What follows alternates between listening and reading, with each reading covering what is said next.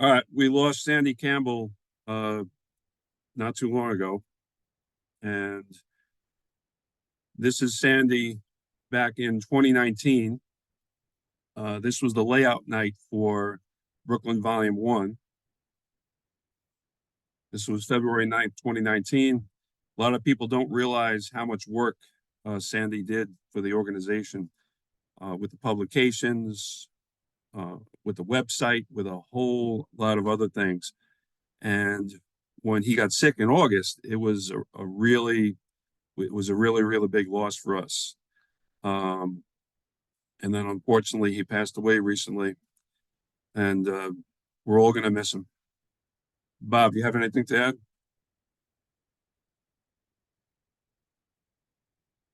Can you hear me? But I can't, nobody can hear me, so I just unmuted. You can hear me, right? I can hear you now. Okay, good. So yeah, so Eric sort of did the introduction. So Sandy was a member of ERA since 1976. He passed, or we heard the announcement of his passing on January 29th. He joined the board of directors in 2005. So his contributions included editor and designer of headlights, produced 30 issues since, collaborated with Eric in production of the 3 elevated railways, books of which Eric is the author. The most lasting legacy is the website erausa.org was created, and the look and feel and the visualization, that was all his. And the new contractor is keeping up that look very faithfully.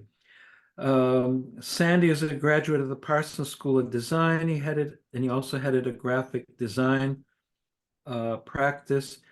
He also was instrumental in assisting Sandy and Jeff Ehrlitz in moving publications to the software InDesign, which is very powerful, but it's very challenging to learn. But I'm sure you see from the results, both in the publications as well as the bulletin, how nice those publications come out.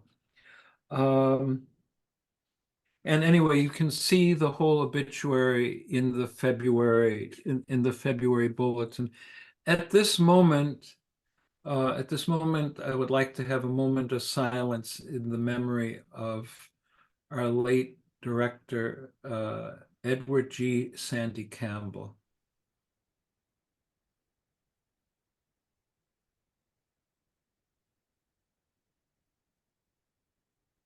Okay, thank you. So, all right, so let's go to the next slide. Oh, just on top of that, with everything that Sandy did for us, he was a great friend to a lot of people. He was a very good human being. This photograph is actually taken in this apartment where I'm broadcasting this tonight. This is a photograph of a board meeting held in Bob Newhouse's apartment. The date on this image is January the 4th, 2017. From left to right, we have late Cindy Campbell, late John Pappas, late Ron Yee, and we have Mike Glickman, Jeff Ehrlitz, Bob Newhouser, and Robert Calafari here. That was the board at the time. Right, so I'm going to do one more here.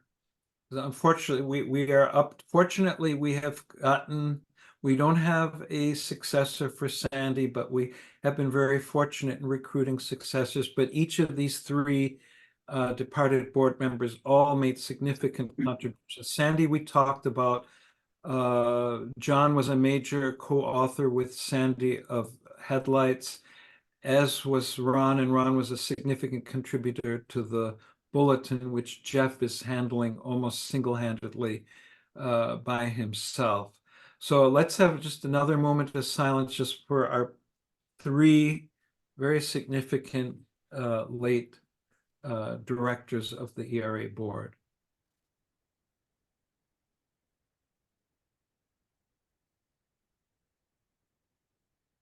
Okay, thank you. Go ahead, Eric. Okay. A big contributor to the Brooklyn books was Don Harold. He passed away in 2023. A lot's been said about Don already. He was, without him, the Trans Museum would probably not exist, and a lot of the museum cars we have today, he was instrumental, along with many other people, to keep them around. So whenever you ride the museum train today, Don Harold was one of those people that got the ball rolling with that. This is Don in his office at 370 J Street.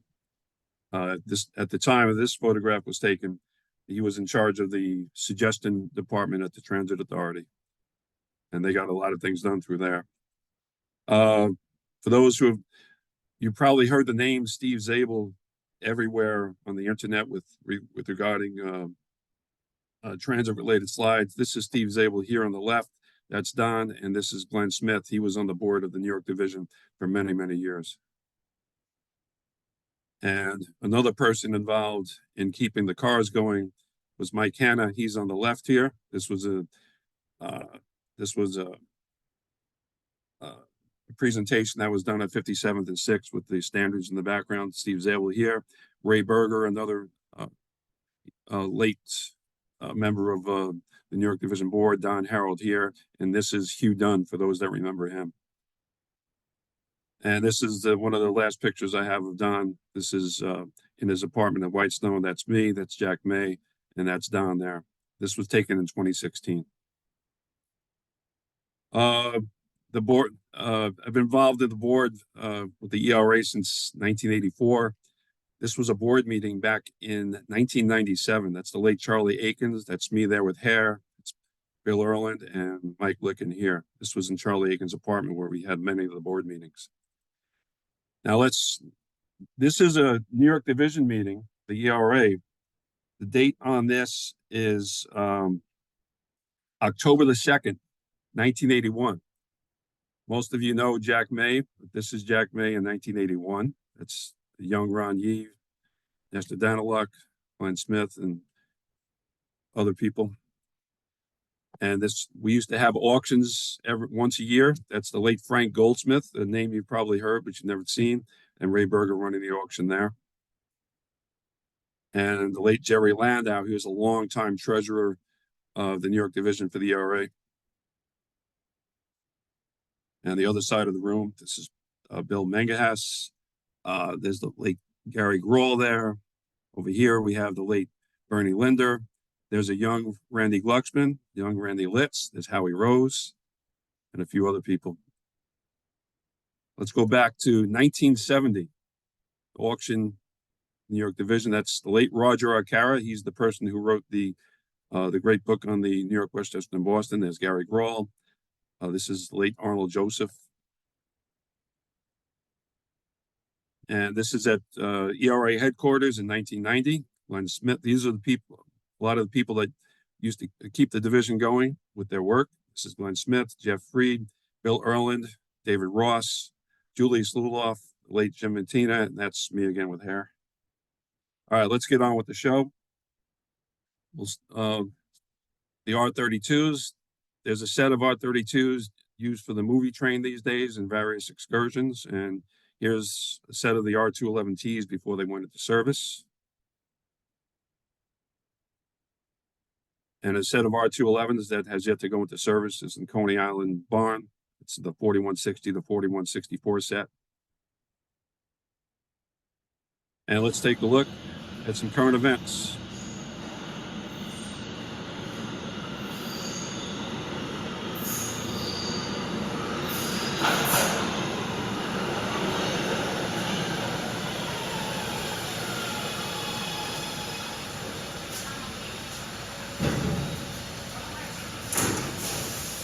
This is 168th Street bound steam local train. The next stop is... Sorry. We'll get back to that. Bound steam local train. The next stop is 59th Street, Columbus Circle. Stand clear of the closing doors, please.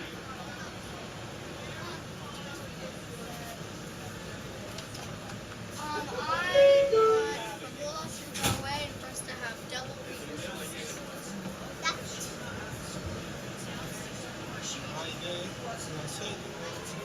Now, there's two versions of the open gangway cars running on the C line. There's 20 cars altogether, two 10-car sets. These are referred to as the hard shells here. It's hard plastic and fiberglass between the cars. These are the first modern open gangway cars on the system. We'll continue our walk through the train.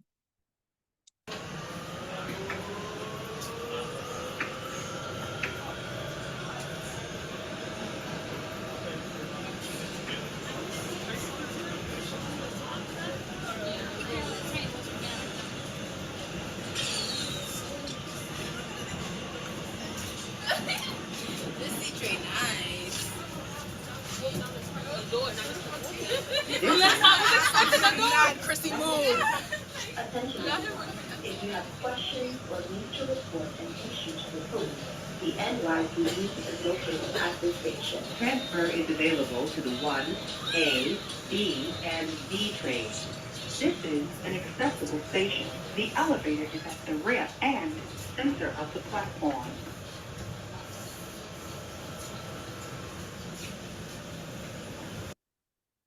Okay, so we'll take a look at the train leaving Columbus Circle.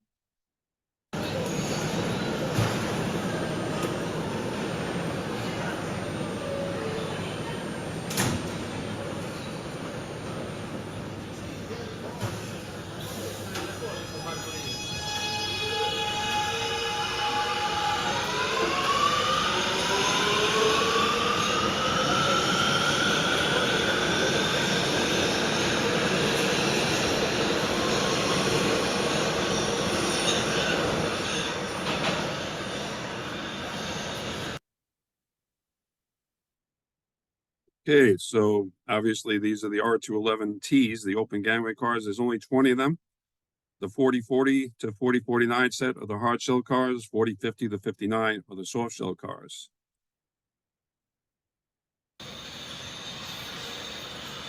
Now we'll take a look at the inside of one of the soft shell sets.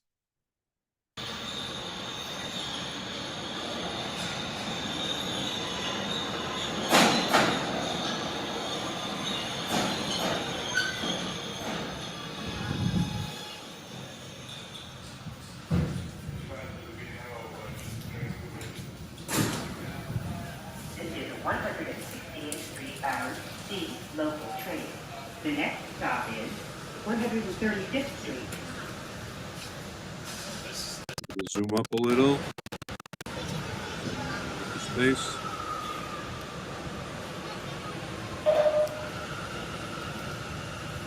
At this time, everyone will get out from the station. All right, so that's what the soft shell looks like. It looks something like an articulated bus separation. All right, now we'll get a little preview of what we're going to see later. This is looking to the east at the Queensboro Plaza station. All right, it starts out a little slow, then it picks up.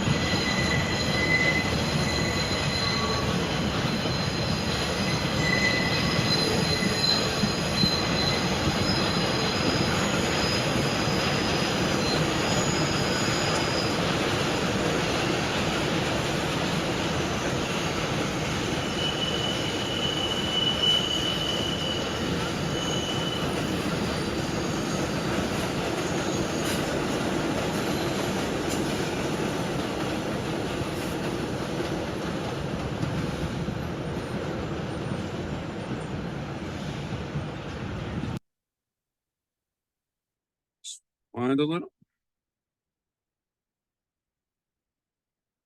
Okay. Well, we're looking at the first train that was passing by going north to Astoria. These are R46s. The southbound train coming in is a train of R68s. And this is an IRT train on the 7. Those are R1 to 88s. I was walking by this intersection about a month ago, looked up, and I said, this could be interesting. Let me wait here a while. After about 7 minutes, I got that shot. I played a lottery ticket later on. Okay. Now here we have an R160 and an R211. This is the R211Ts made a visit to Jamaica for training purposes.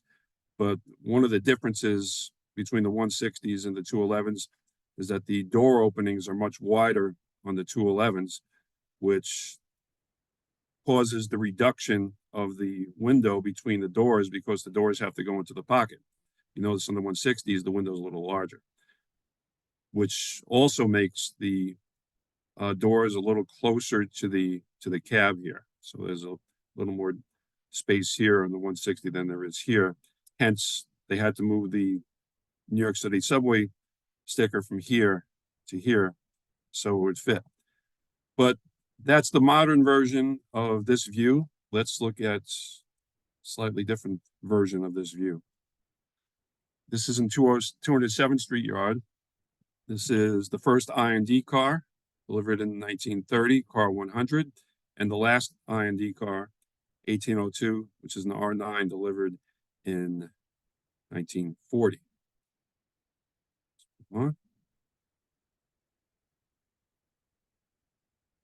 Had the pleasure of actually working this one Saturday during December of 23. And on the way back to 207th Street Yard, we stopped the train on 191st Street. This is car 100 again after a fresh paint job. Not bad for 94 years old.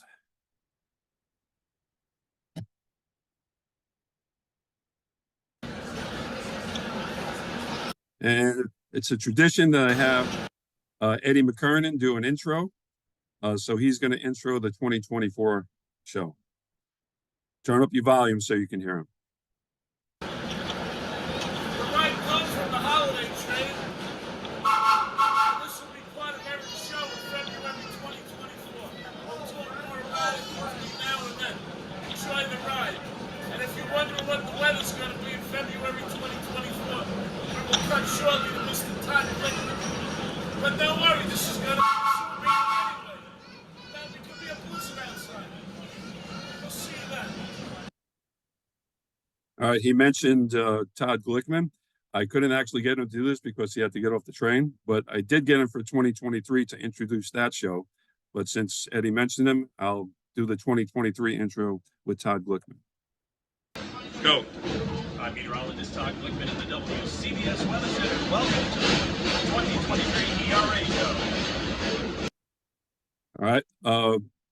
In 2022, the holiday train actually ran on the IRT, ran between South Ferry and 137th Street. But when it went back to East 180th Street, we rode it up to Grand Central, and that's where I got off. And here it comes.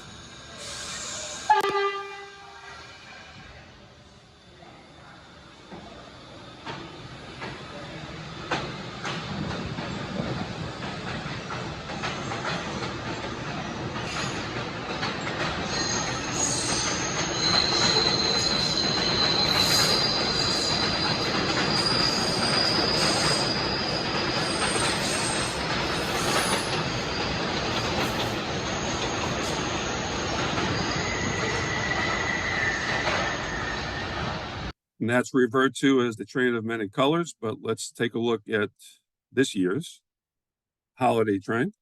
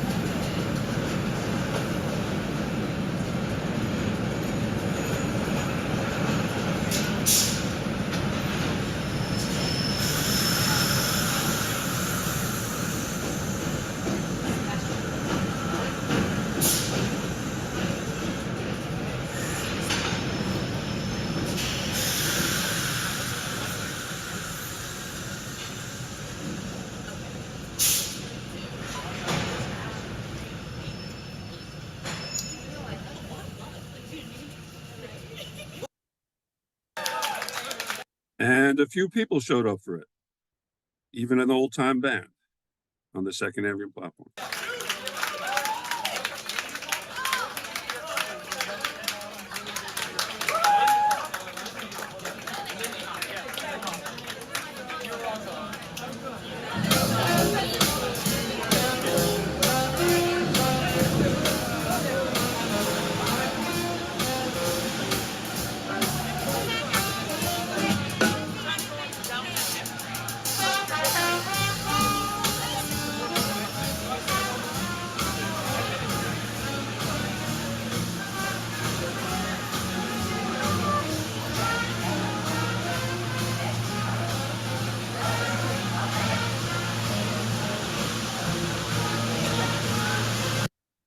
As you can see, the pandemic is over.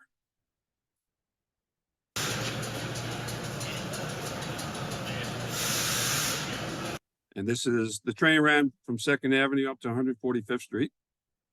And we'll just walk along a few of the cars here.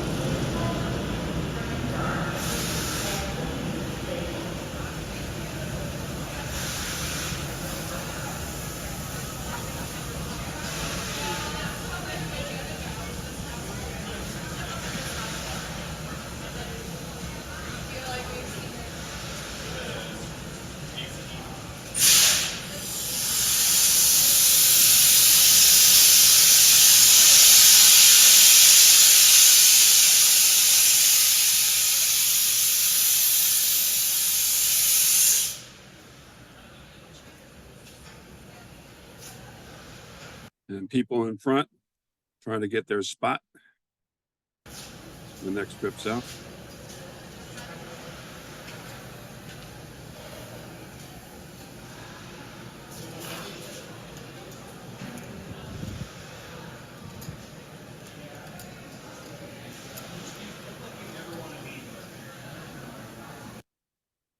Okay. Now, we leave one museum operation to go out to another. This is the Cumbres and Tooltech. Toltec runs between Chama, New Mexico and Antonito, Colorado. And it's former Denver DRNG and W, narrow gauge. But let's take a look.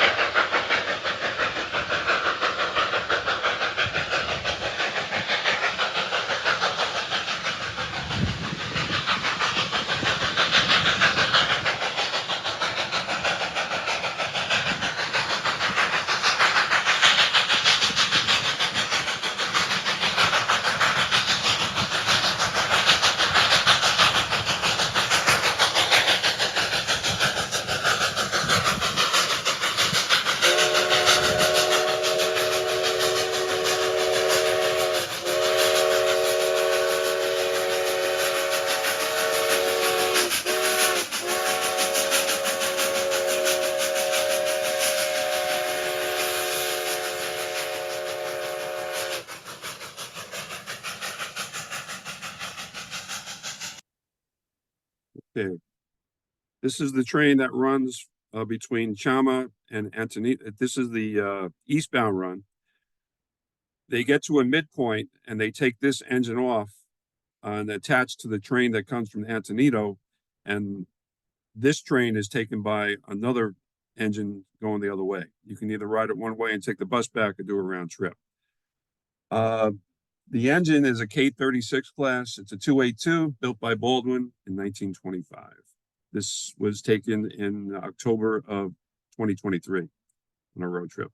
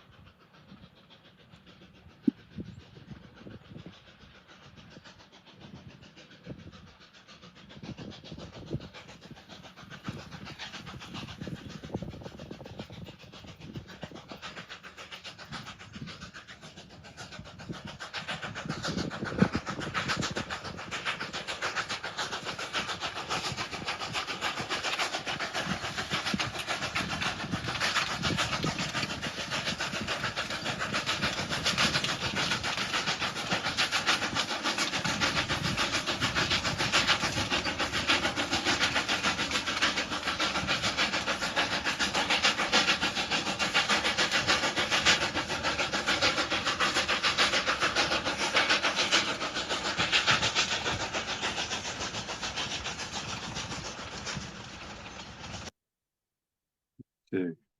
Take note, there's somebody shoveling coal in there. So this is a coal burn.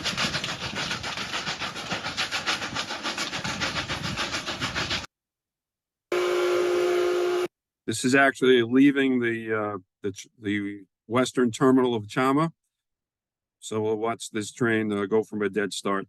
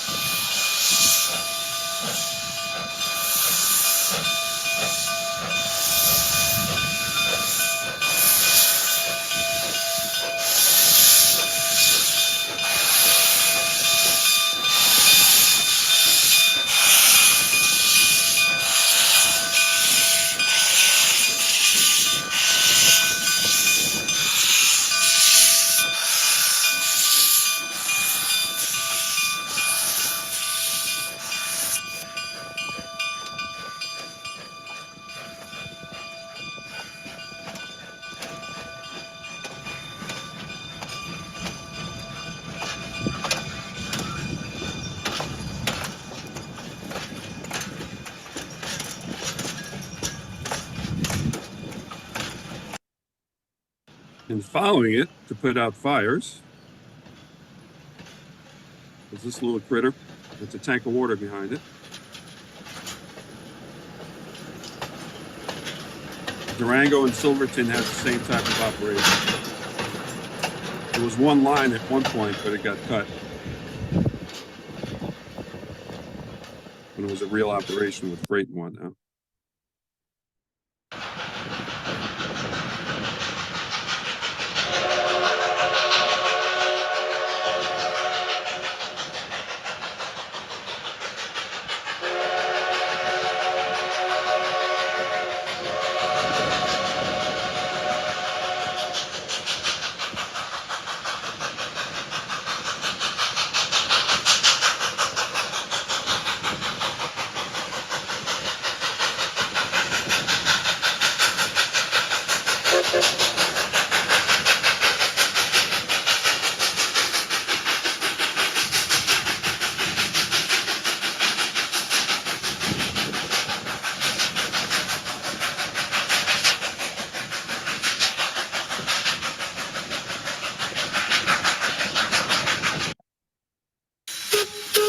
Okay, this is on the Antonito end. This is the engine I really wanted to see, but the western end is where you can chase it more. The eastern end is a little harder. But this is a 1903 locomotive built by Baldwin. It's also a 282. It's a K27 class. This is actually the same passenger consist that left from Chama, but they swapped engines in a place called Osier about halfway along the line. Put this engine on, but they're gonna uncouple it, and it's gonna go get serviced.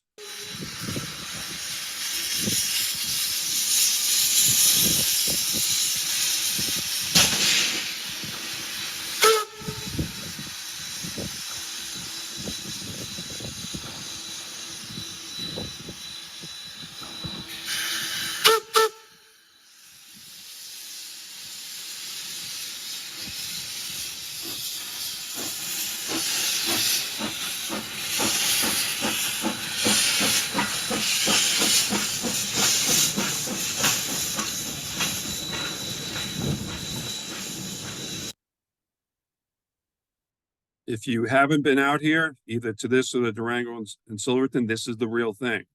The video only does so much. You gotta, the smells of the steam locomotive going by, if you haven't experienced it, you can only do it if you're there. I highly recommend either doing this or the Durango and Silverton. Now for something crazy. There's something called the Galloping Goose.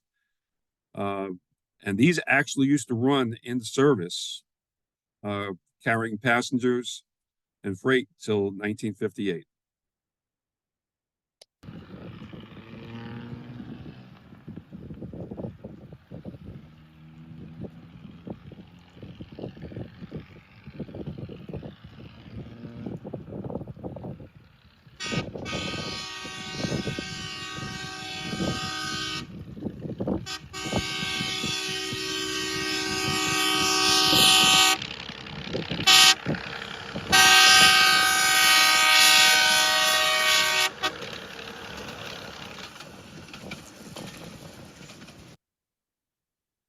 And this thing is legit. They used to run like this.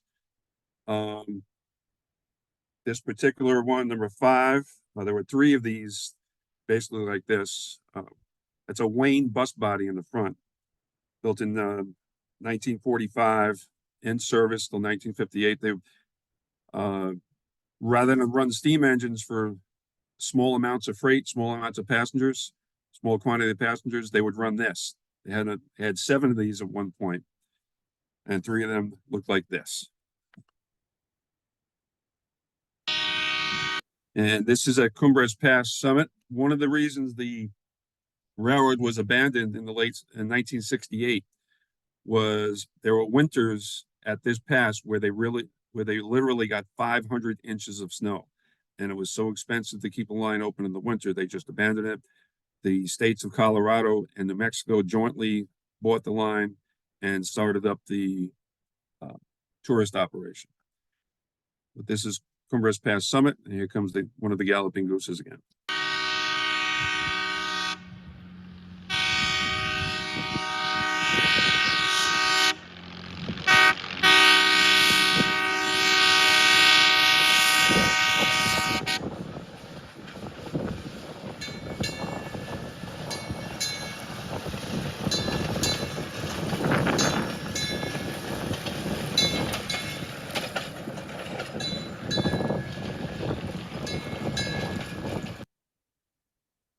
Okay, while I was out there on the road trip, I followed the BNSF, or the Santa Fe main, from Chicago to Los Angeles. During the day, it was literally photographing about 40 to 50 freight trains a day. The old Santa Fe line from Chicago to LA has a train every 20 to 30 minutes combined in both directions. It's one of the busiest main lines in the country outside of the Union Pacific line between Gibbon and O'Fallon's.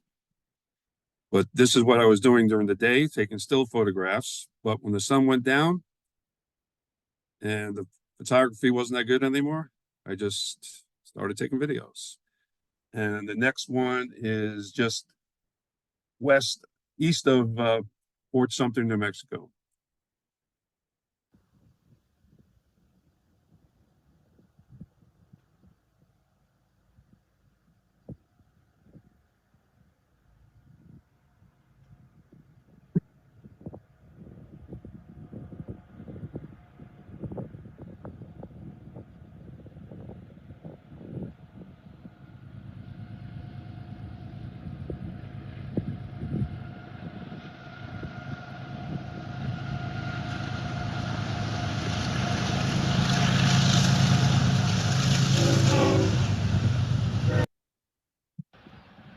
Same area.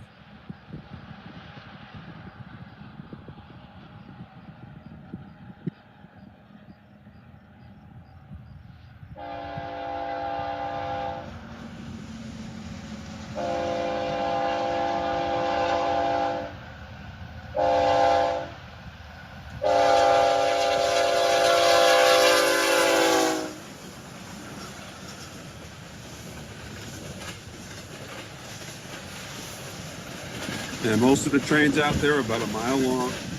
They have distributed power locomotives. There's engines in the front, in the middle, sometimes even on the ends. And there was some weather.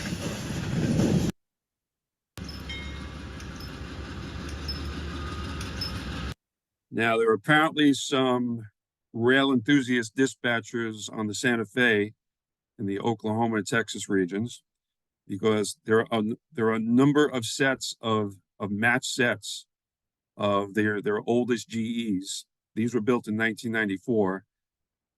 The only difference is from 1994 is the faded paint and the BNSF logo added under the number. Otherwise, they are pretty much in the same paint scheme they left the factory in 1994. This is Woodward, Oklahoma.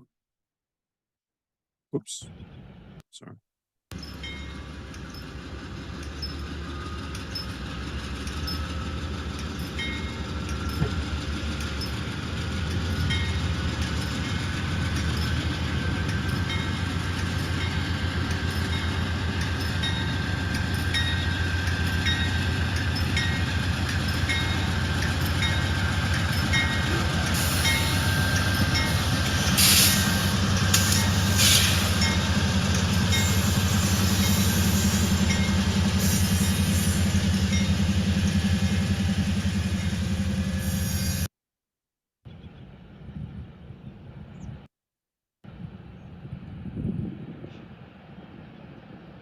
Back in May, I photographed the old Burlington coal line from the Powder River Basin through Nebraska.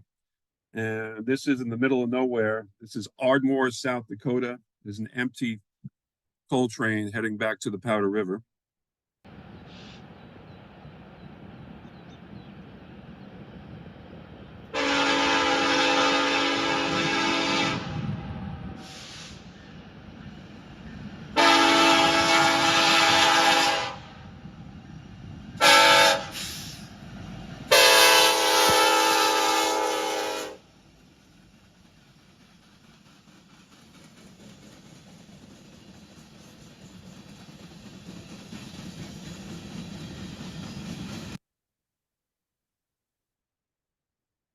Now, the coal trains out of the Powder River, the BNSF has 660 of these SD70 Aces, which pretty much replaced many of their SD70 Max.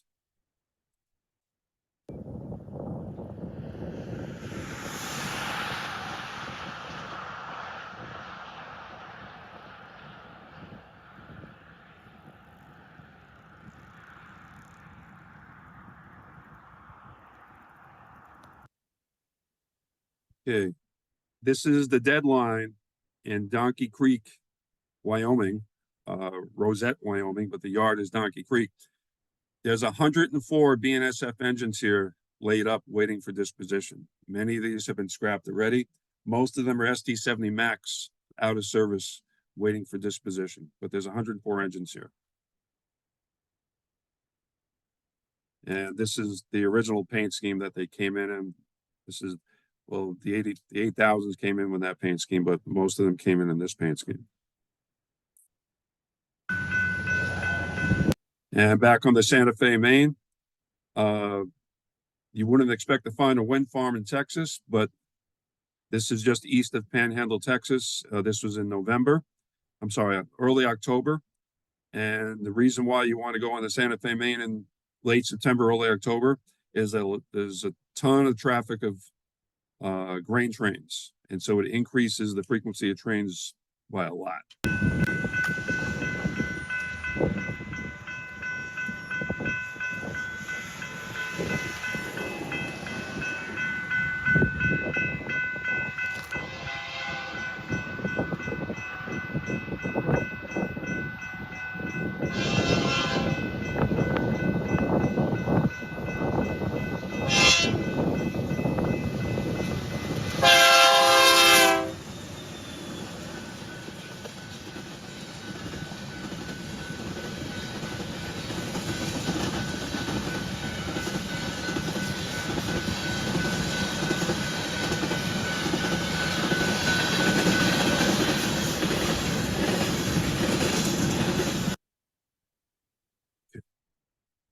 Now, just a quick explanation. BNSF has a huge fleet of these GE wide cab locomotives. Starting in 1990, they started buying these, and currently in service, they have approximately 4,900 of these locomotives that look pretty much like this, 4,900 of them.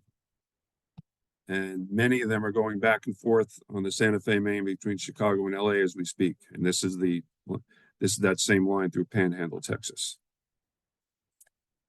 Now we're going to wind out the major freight operations. This is the busiest freight line in the country, the Union Pacific between Gibbon, Nebraska and O'Fallon, Nebraska, that passes through North Platte Freight Yard. It's the largest freight yard on the planet, and this is the busiest freight line on the planet. It's triple track for over 100 miles. The only thing that comes close is the BNSF between Emporia, Kansas, and Eleanor, Texas. They also have a triple track section here, which is pretty close in frequency of trains to this. This is a Powder River coal train starting up to go east. Now, just to show you how busy this is, I'm starting to chase this train, and the next 3 videos were taken within 11 minutes of each other. Each time this train is passing another train coming the other direction.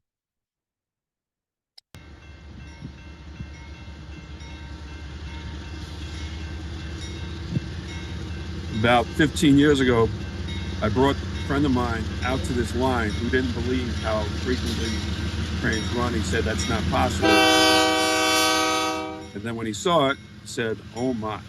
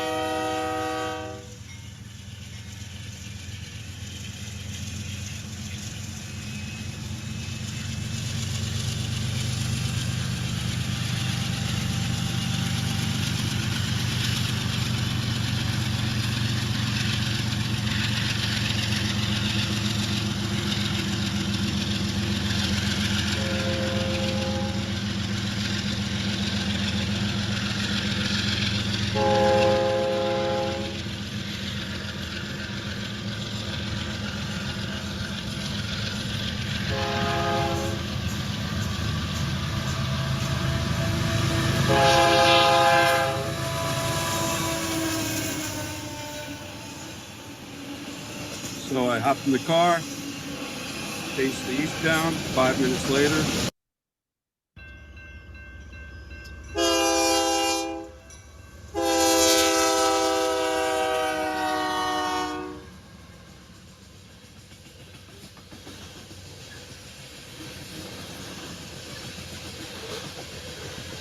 here comes the next westbound. Right on the heels of the previous westbound.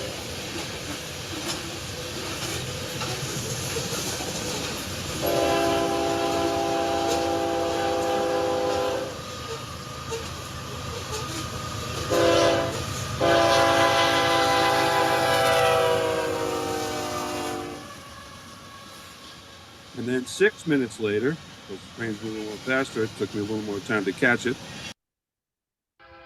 Same train going east, and it's meeting yet another westbound.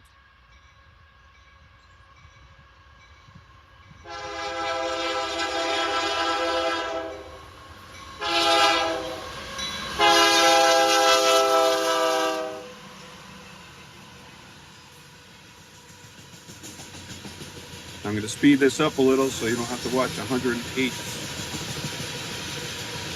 toll cars go by.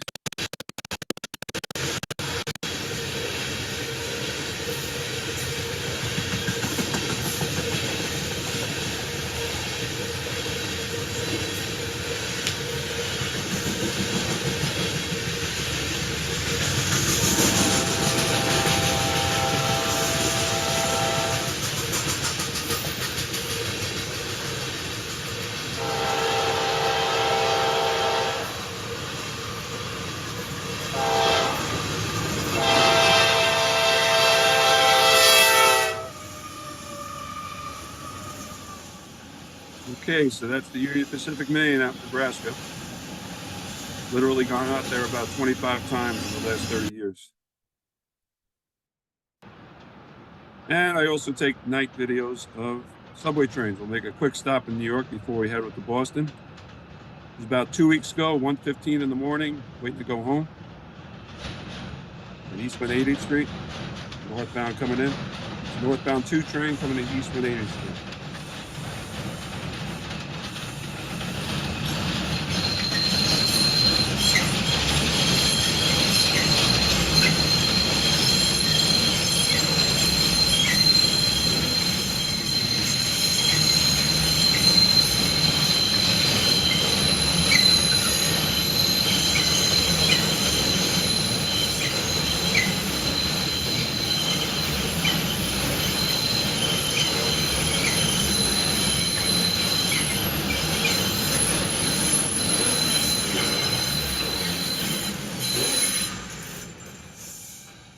And if you've never seen a 5 Opto shuttle in person, there it is. It's a 5-car shuttle between here and Dyer Avenue.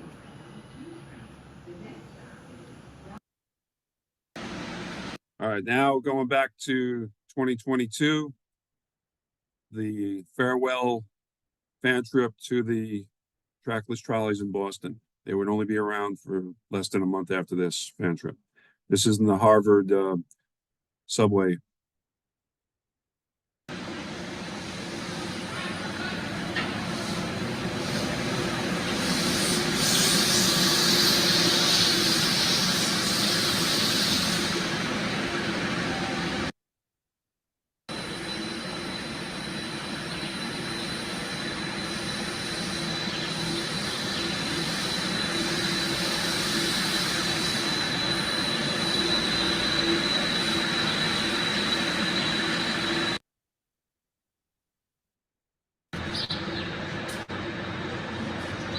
This is a diesel bus. It's a new 2020 New Flyer.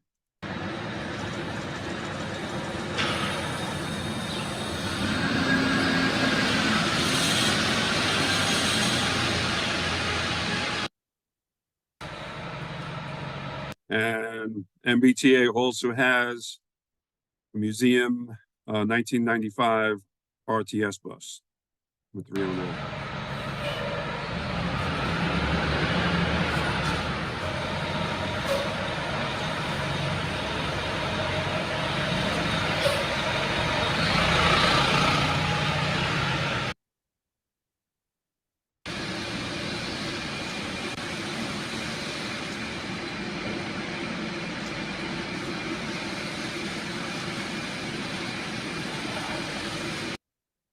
T had 28 of these. They were all retired. At least one went through museum.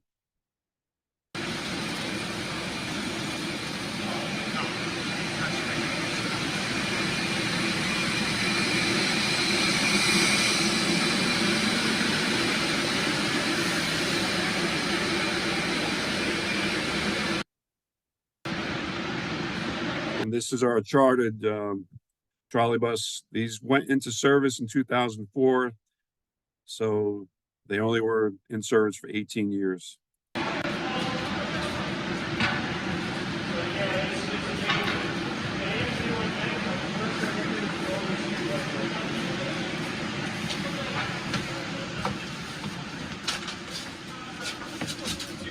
was during the pandemic, so everybody had masks on.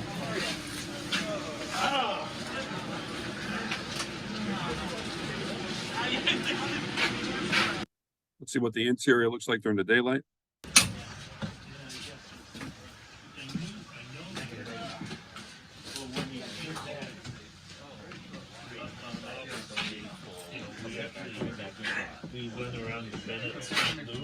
And the sounds of it in motion.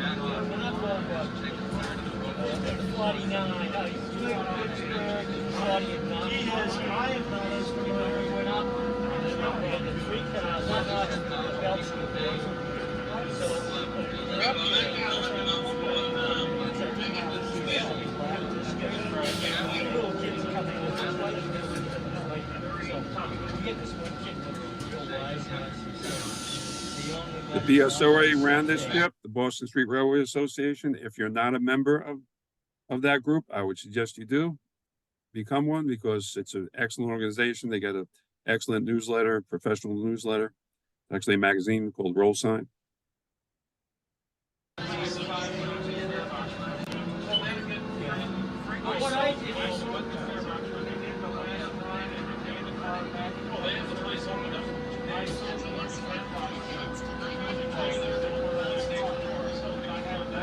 Out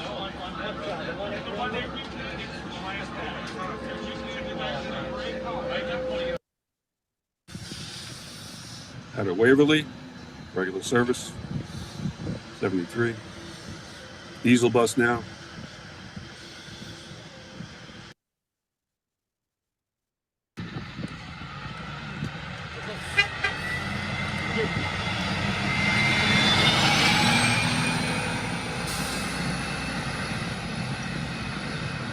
How common the sound of that Series 50 engine was in New York City for many years. I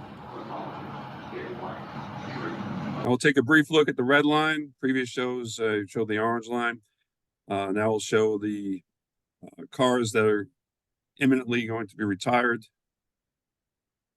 A few views at the Porter Station, the red line.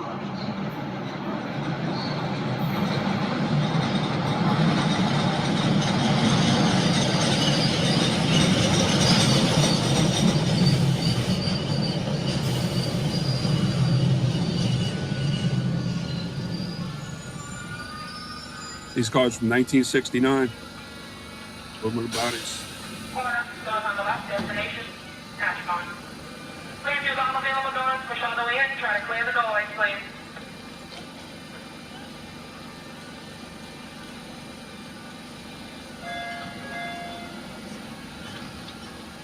Next stop, Harvard Square.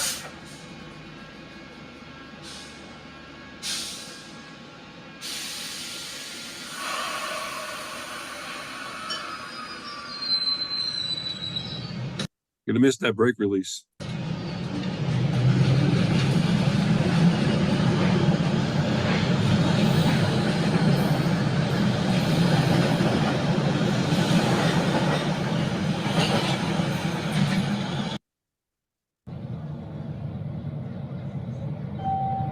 The next gateway trip arrives.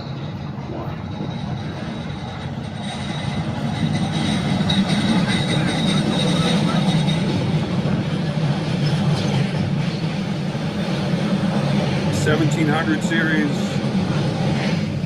built in 87 to 89 by UTDC. Exterior wise, look very similar to the Pullman cars from 1969. These are the UTDC cars. Nice cars. 69, just a little over 69 feet long.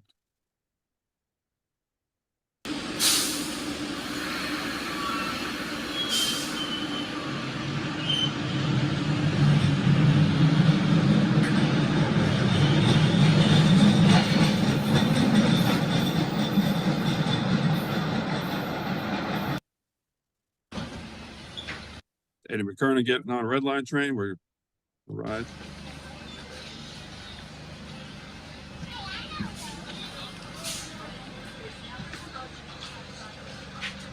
The seats have since been replaced. The original seats were these black leather seats. They were rather nice.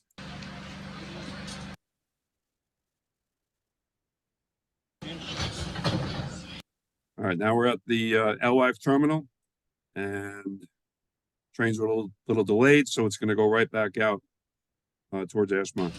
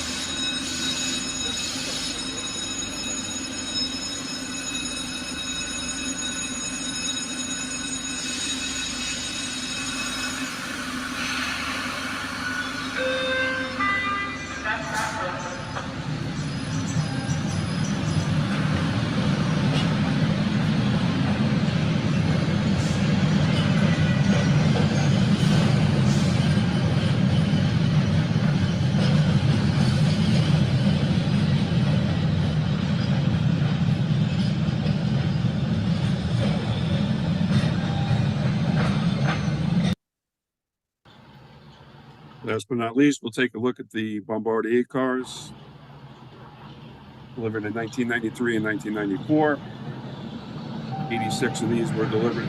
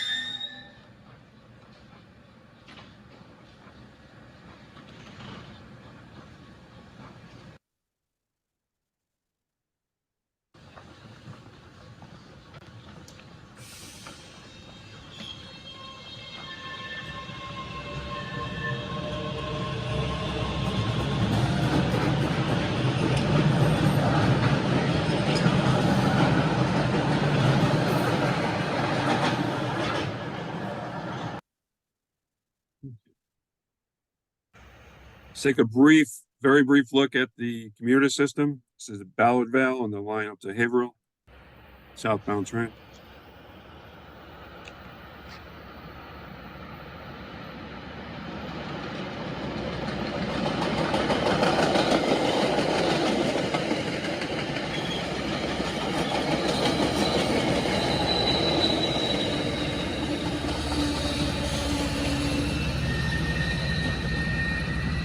There are 40 of these locomotives. They're HSP 46s built by MPI from 2013 to 2014.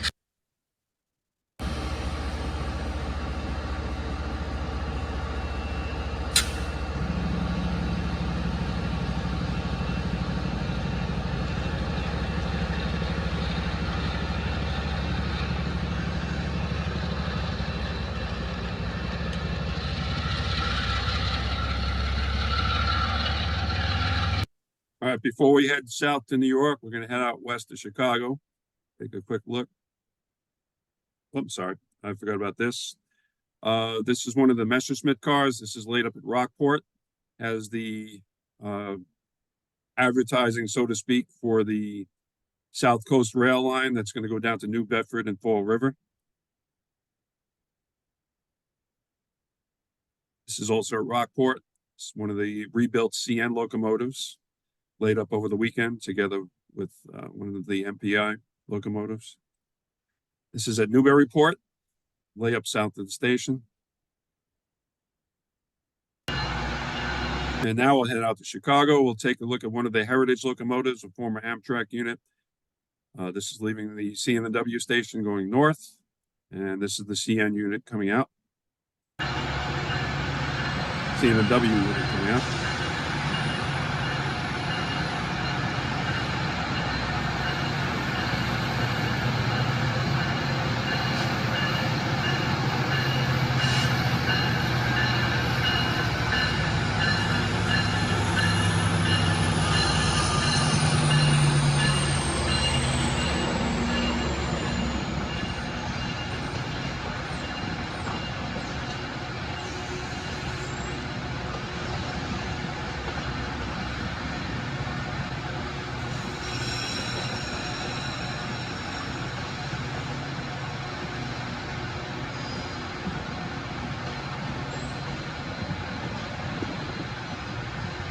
Metra has a huge commuter system, hundreds of these cars. And they're even running some of the old CN&W cars, non-stainless steel cars.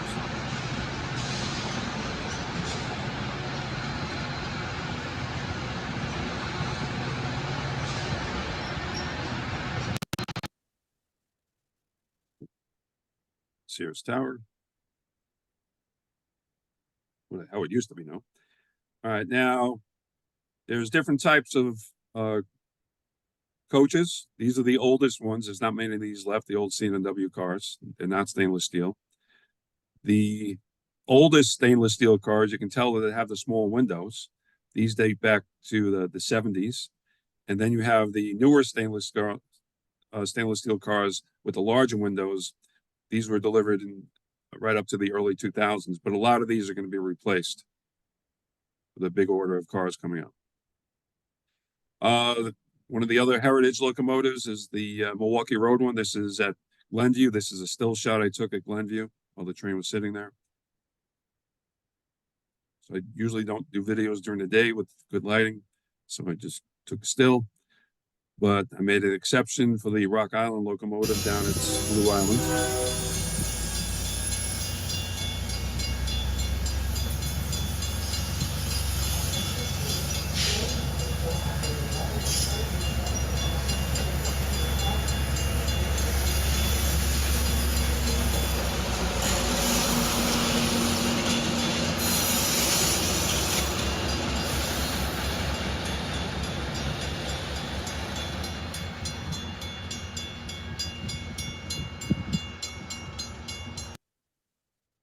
So there's three of them, and this is the last one you're going to see, the Rock Island locomotive.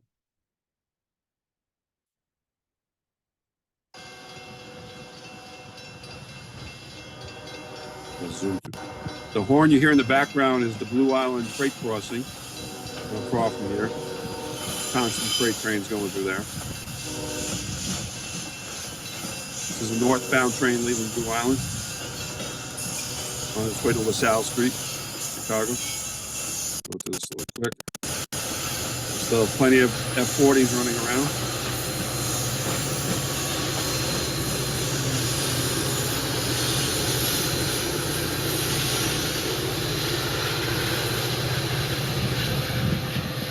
Ironically, the oldest of the F-40s are going to be kept. The mid-range ones, I believe from 150 to 172, and not rebuilt. Those are going to be replaced by the new engines coming in, well, the rebuilt engines coming in now.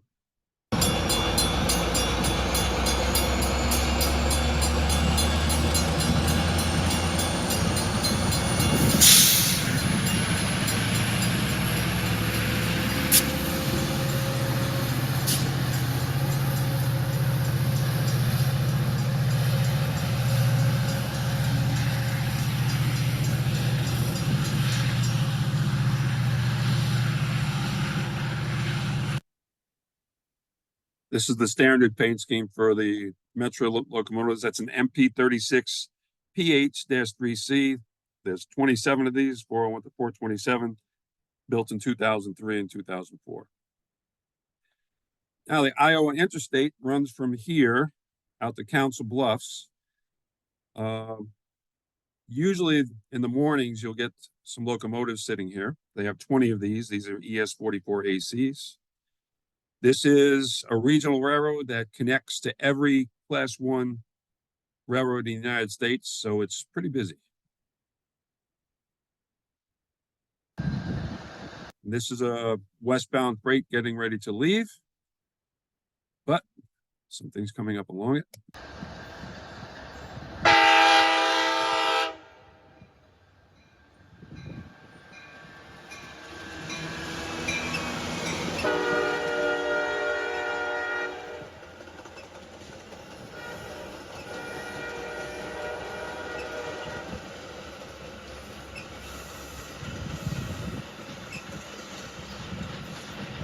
Standing on the platform for the Illinois Central Electrics.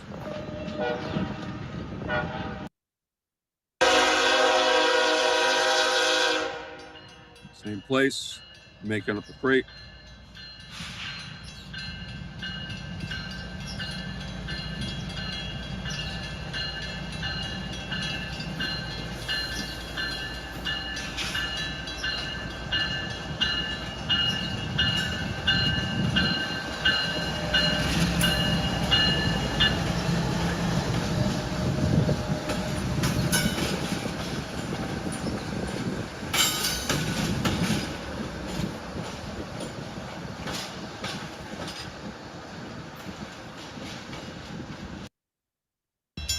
And of course, I follow the line out to Council Bluffs. There's a place in Iowa called South Amana. The eastbound and the westbound usually meet there. This is the westbound heading towards Council Bluffs.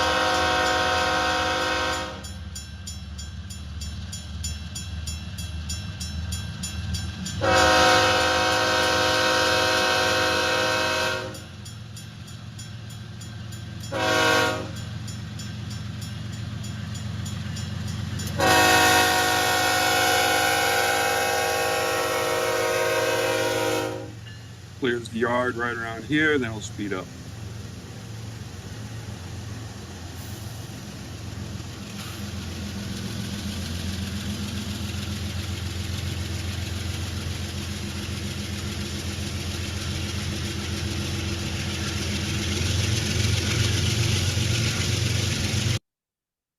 All right, pass through Chicago and Homewood. KCS locomotive. It's rare to see them on the CN. They're all over this CP now, especially in the States. But this was the KCS's last order before the merger. They got 25 of these. These are ET 44 ACs delivered in 2019. So this was the last order they got. All right, now for something completely different. October of 2022, October 1st, 75th anniversary of the CTA. Made sure I hopped the flight. When I heard these were going to be running, the 4271 and 4272, the 1923 Cincinnati cars.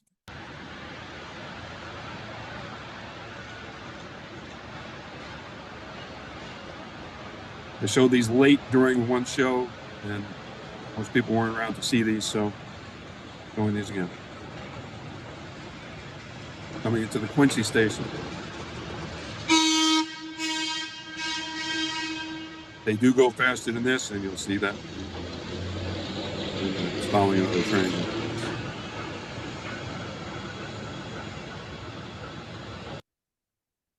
Washington Wabash, taking off from a dead stop.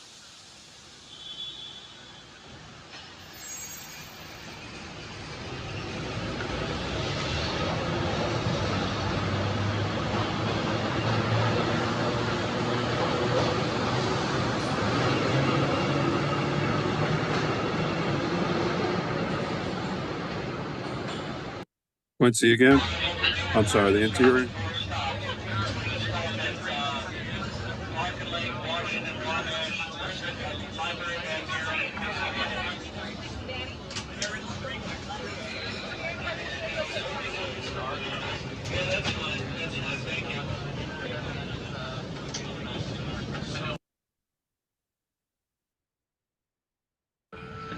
Leaving Quincy. Quincy.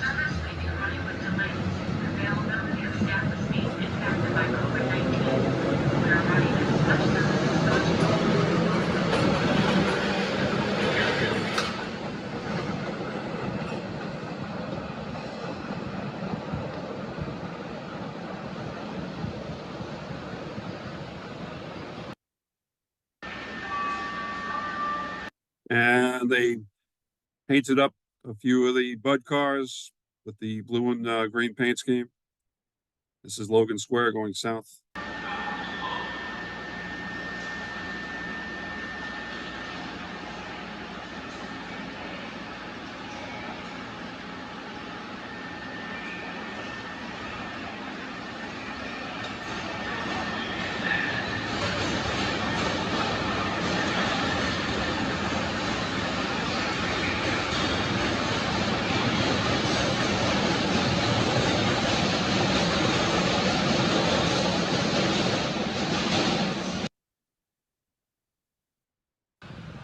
They also had museum buses come out, 1962 GM and the 1960 flexible prototype.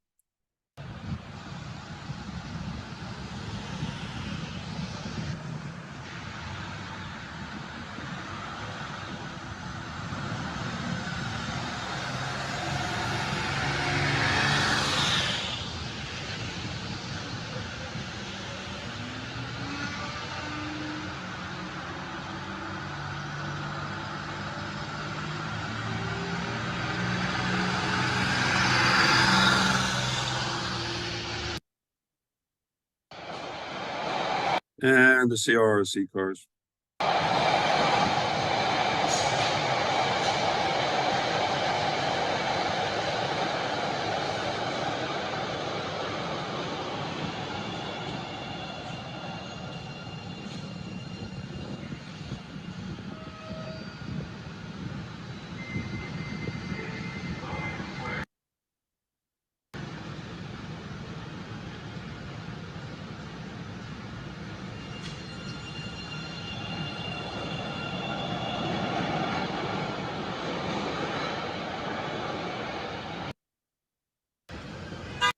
And a throwback from one of my 2021 trips at Harrison Street. Of course, there was a car coming out of the parking lot, so I had to walk up, so that's why it's a little wobbly at the beginning.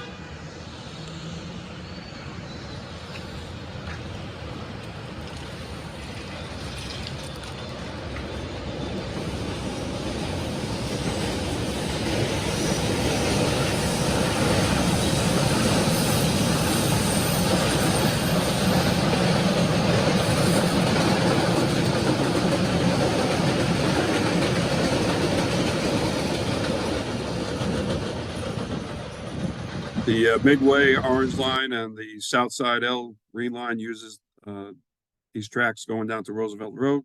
Speaking of Roosevelt Road, this is looking north. Through the buildings. Classic Chicago.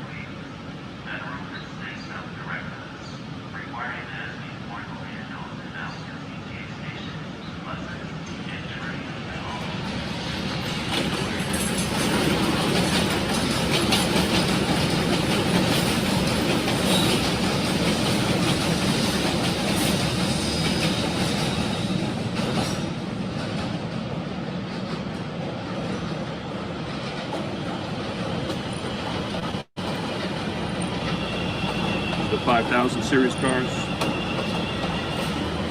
715 of these, from 2008 to 2014, down to 712 since the unfortunate wreck up in Howard. And I've shown this one before, but for those who haven't seen it, this is northbound Ravenswood train, Brown Line train coming into Armitage with one of the old Skokie Swift cars on the front.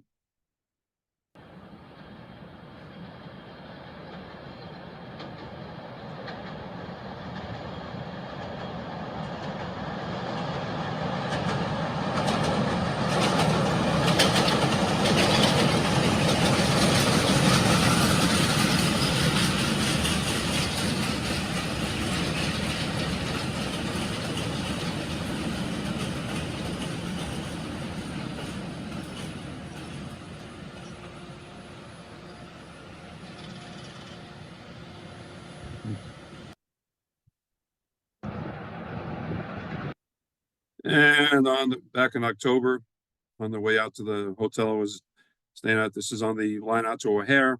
It's 3 elevated stations.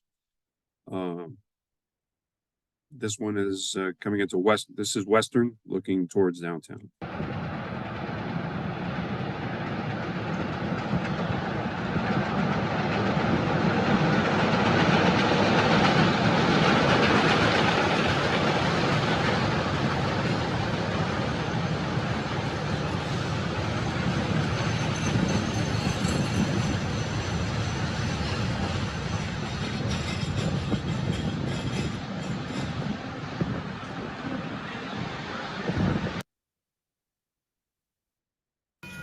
As you know, I really mix things up to appeal to everybody's desires of what to look at.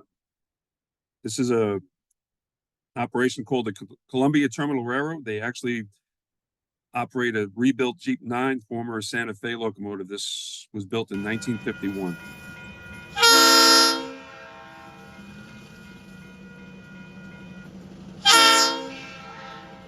This is in Columbia, Missouri.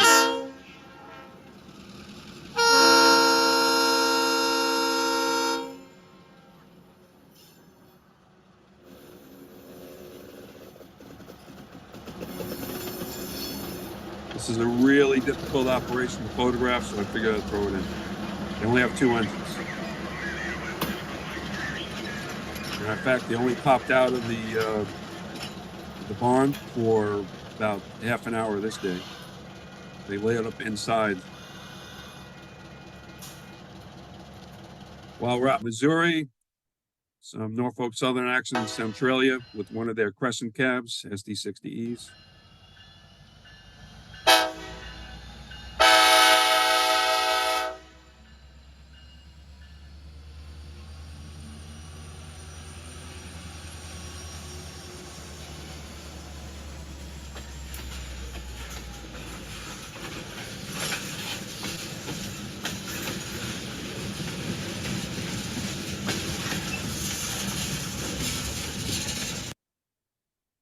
Skip the next one. All right, this is one showed back in 2021, but want to see 23 Norfolk Southern locomotives in one video? Here it is. The train going from left to right is heading out to Progress Rail, SD70 ACUs that were sold by Norfolk Southern.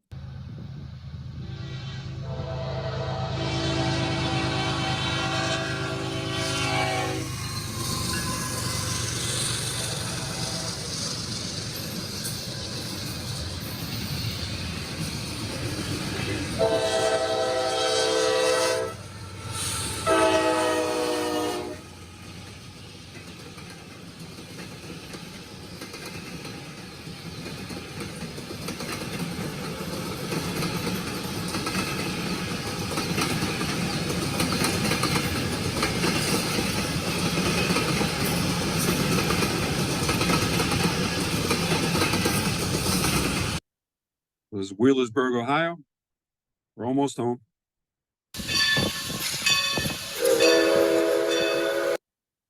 Yes, there's still freight, steam freight in the United States. This is Hollidaysburg, Pennsylvania.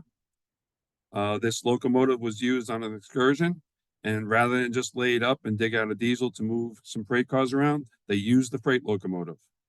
Hollidaysburg, PA, the Everett Railroad.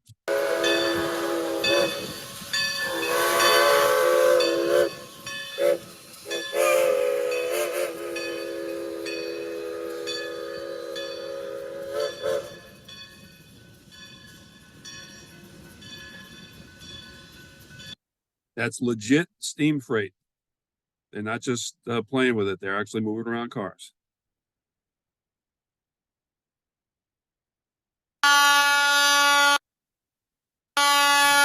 All right, the Reading Blue Mountain and Northern. Back in May of 2023, they ran a RDC up to Pottsville. Of course, we chased it.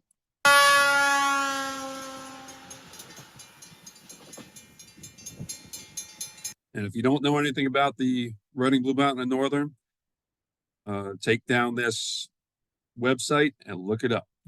They're worth a visit. They run everything from steam to ancient diesels and RDCs. All right, let's go to Pottsville. Haven't seen a train in Pottsville in a long time. It's a video taken by Mary, wife.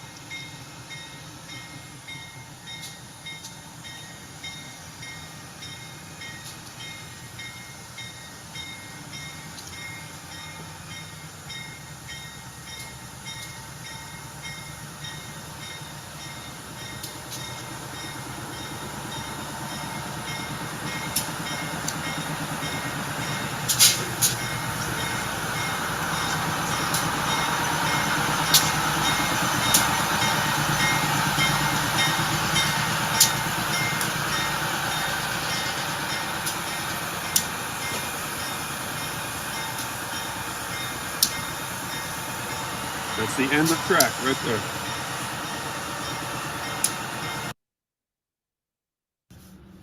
Hey, this is the second part of the February 2024 show, and we're going to look at the Northeast Corridor. That's what we're doing today. And while we stopped here at Croydon, and we ran into a local rail fan at Bristol, and he hipped us to Valentine's Day Trolley. We're going to go looking for it. Tells us it's on 13, car 9034.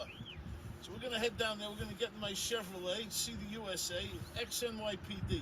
And for those that like things other than trains, this shirt's from American Truck Historical Society, Southern Nevada chapter. A worthwhile club to join if you like trucking history, and the people in the industry. All right, let's get going. All right, that was Eddie McCurdy again, giving us a little narration. All right, let's head into Philly.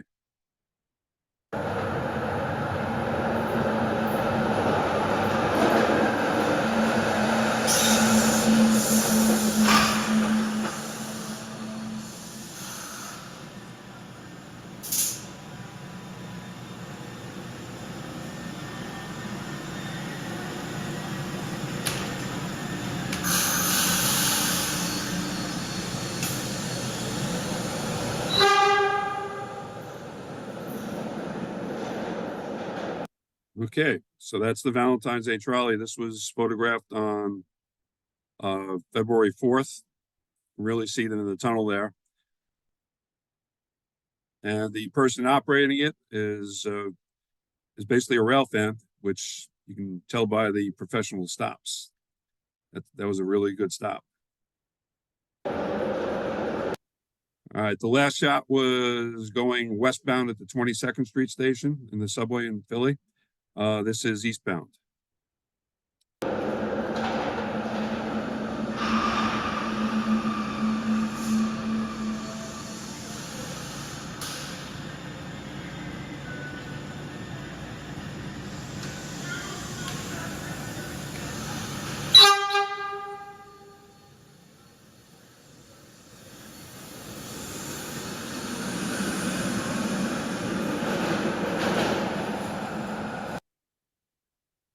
Okay, that trolley we saw, there's 112 of those were built in 1980 through 81 by Kawasaki.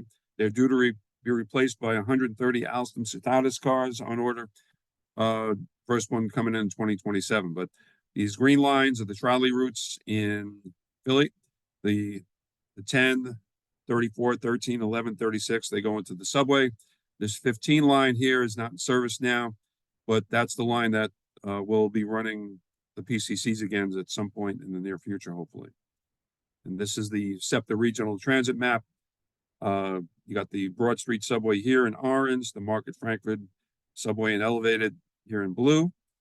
You got the Norristown line, got the Media line and Sharon Hill line. They operate double-ended Kawasaki cars, and all these gray lines are commuter trains. All right, we'll take a little more look at this is the 37th Street station.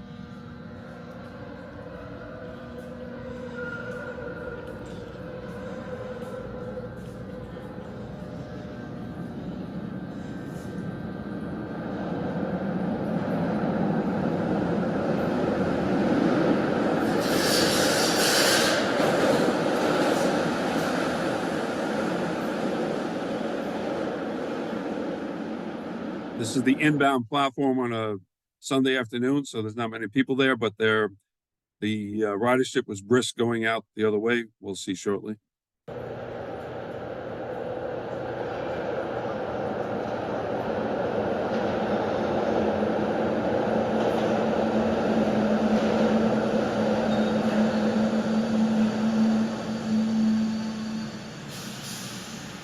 These cars are kept very nice, clean, and they move, so to speak.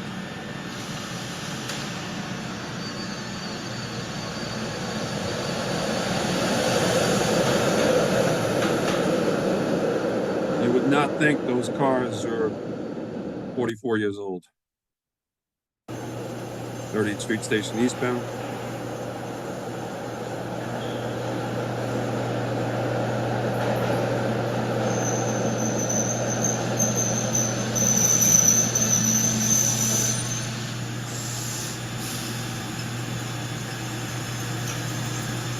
As you can see, the cars are kept immaculate.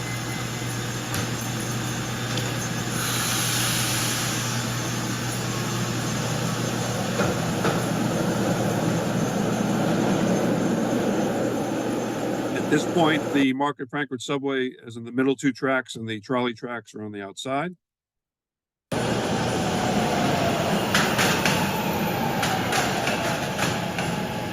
B cars.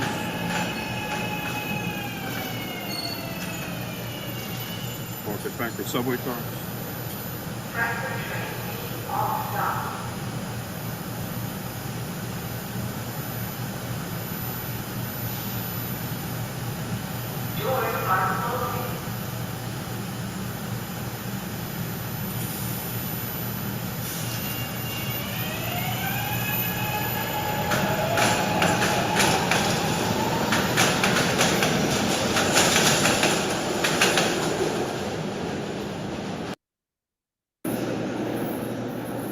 This is outbound, so there's a lot more people.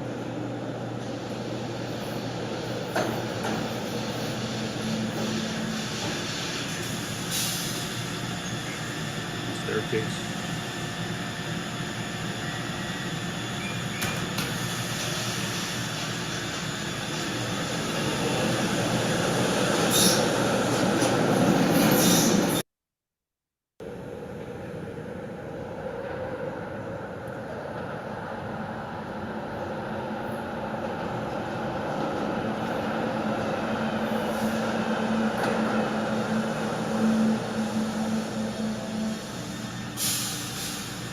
Welcome to Service to 63rd.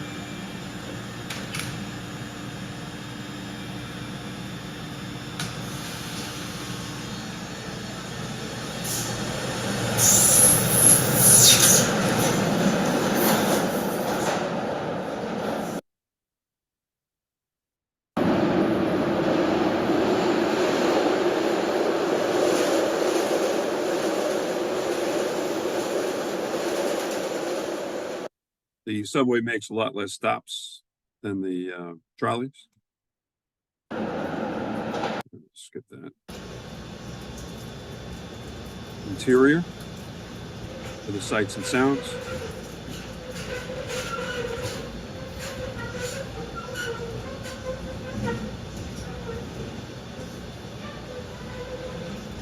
Going over to interlocking.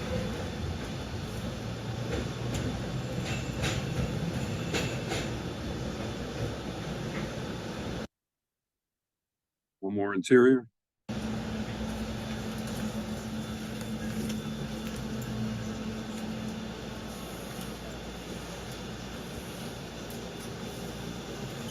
In order to get the doors to open, you have to step on the treadle. You have to step on the step, otherwise the doors will not open. After that unlock.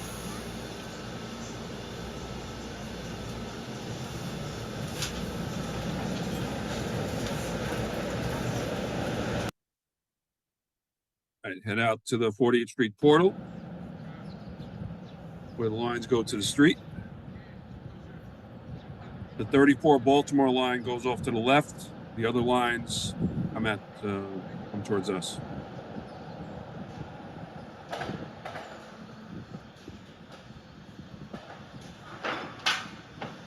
Here's the switch move.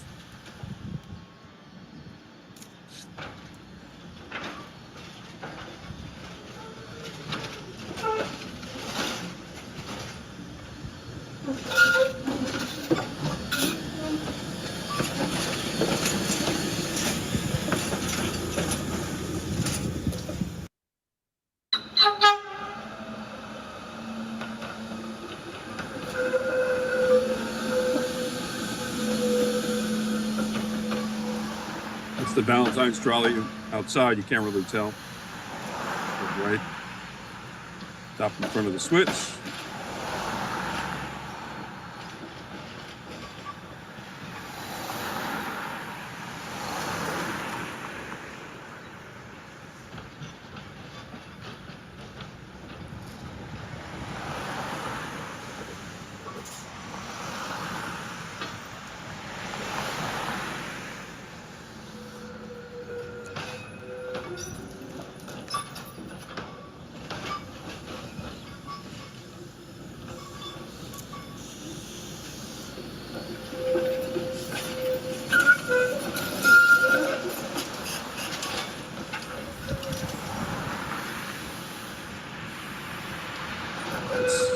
Not a sound you hear on too many streets in the United States anymore.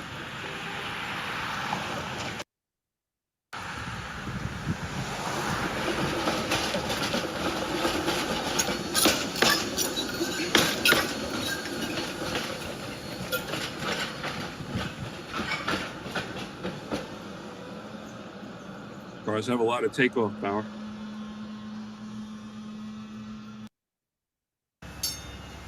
Is at the end of the 34, 61st and Baltimore, going back towards downtown.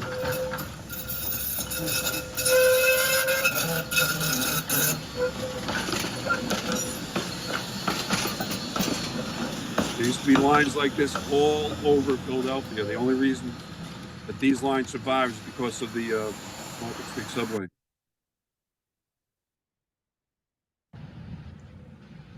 All right, for those who haven't seen the Wawa station, which opened not too long ago.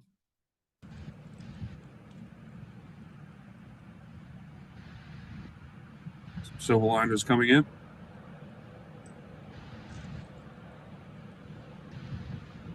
These cars are starting to get pretty old. These are going to be 50 years old next year.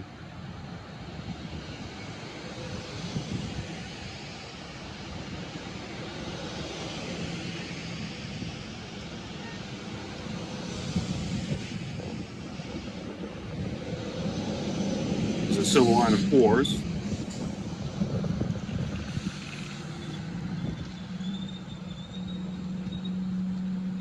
Take a quick look at the silver line of 5s leaving West Trenton. One-day rolling cars.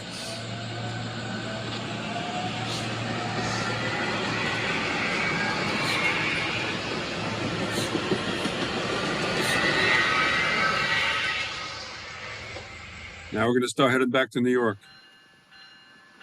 Northbound Amtrak out of Trenton, ACS 64.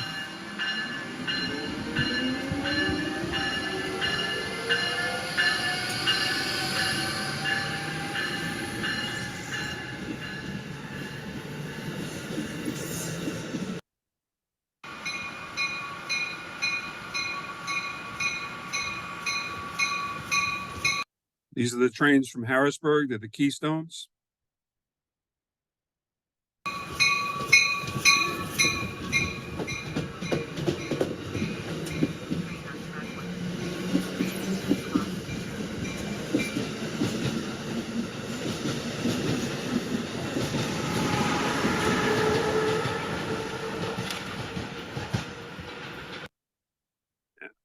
These are actually Metroliner cars. Some of these date back to 1967. These are the oldest cars on the system, on the Amtrak system.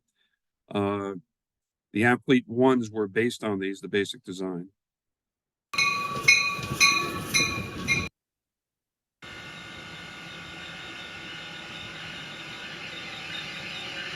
ALP 46 for the NJ Transit coming in.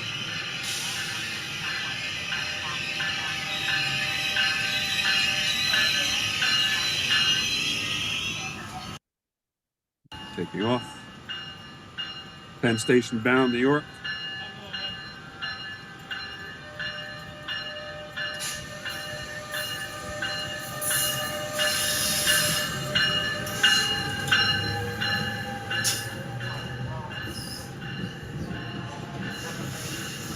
There are 429 of these double-deck coaches.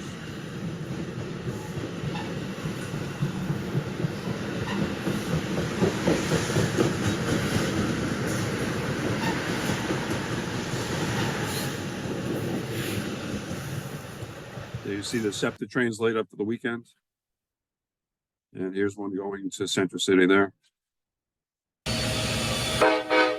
This is a move from the Meadowlands Maintenance Complex to Morrisville over the weekends. They do this.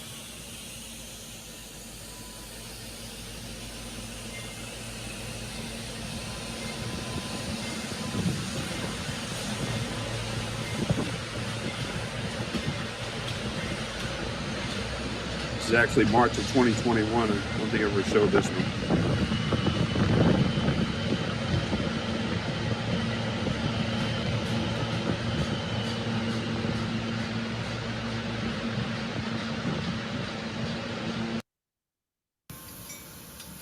We'll go up to Linden. This is a southbound.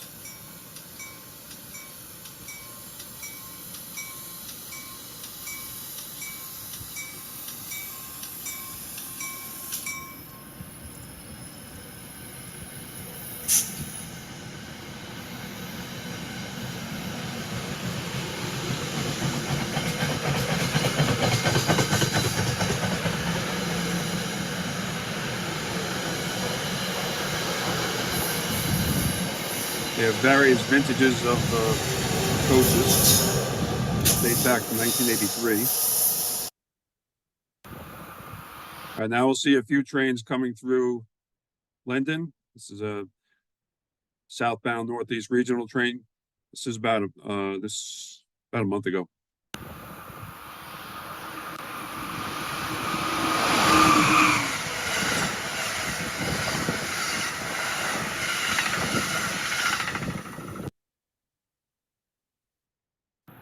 Comes in a cellar.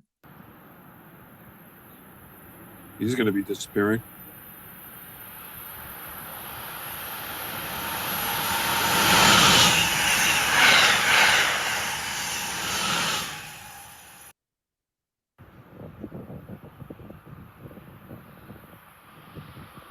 Explain this in a minute.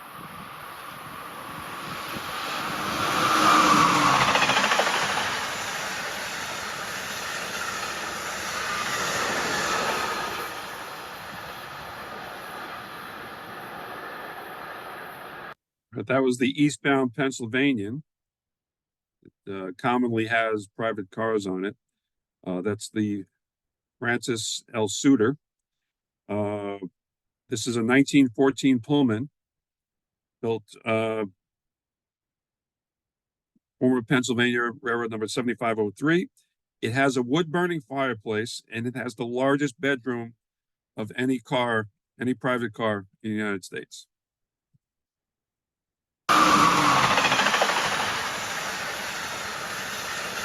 They're only allowed to do 110 miles an hour when they have that on there, according to sources. But when it was going through Princeton, it was restricted to 110 instead of 130.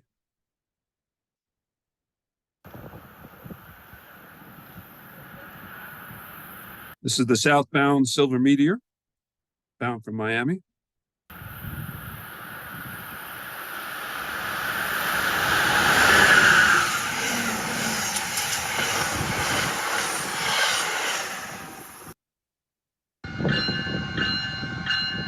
Newark Liberty International Airport, two northbounds.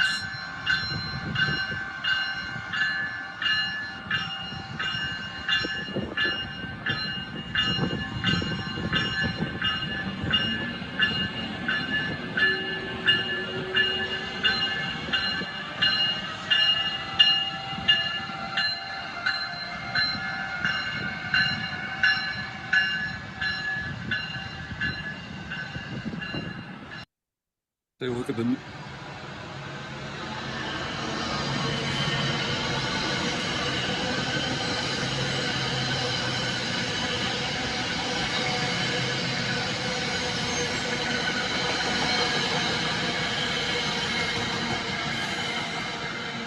Arrow is assumed to be replaced by double-decker MUs.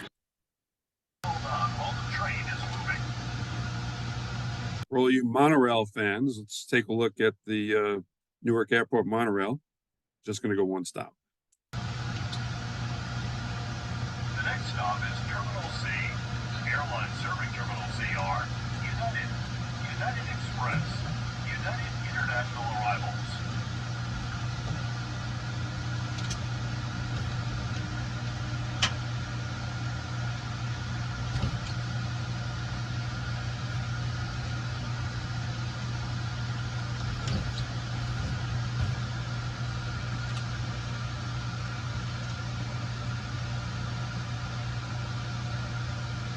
There'll be a train coming the other way, so you see what the outside looks like.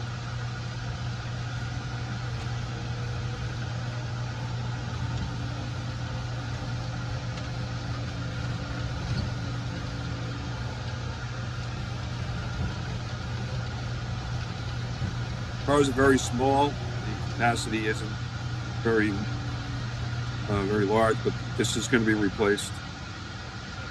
Something more substantial.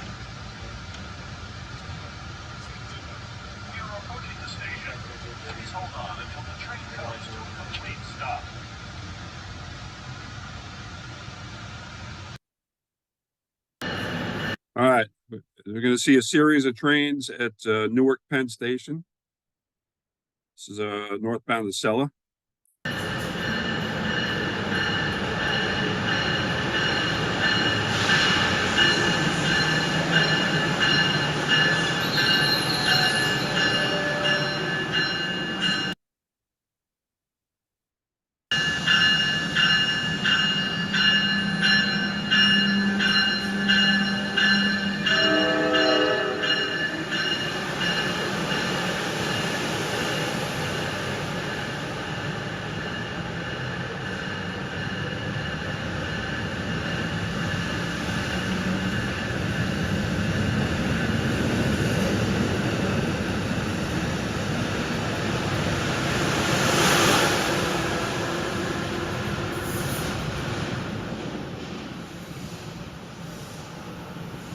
Train to Trenton.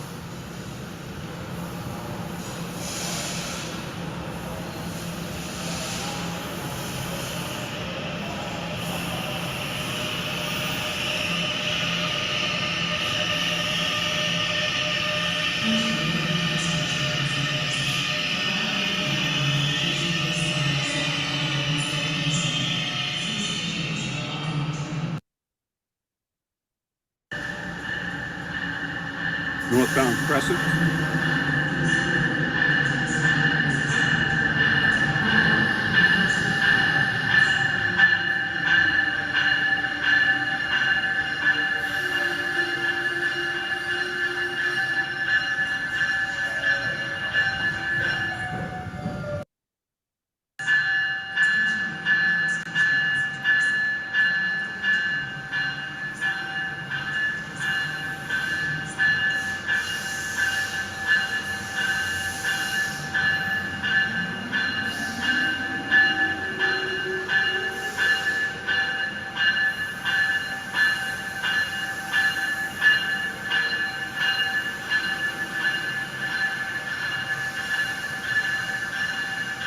Another train right in front of it, so we'll skip the consist.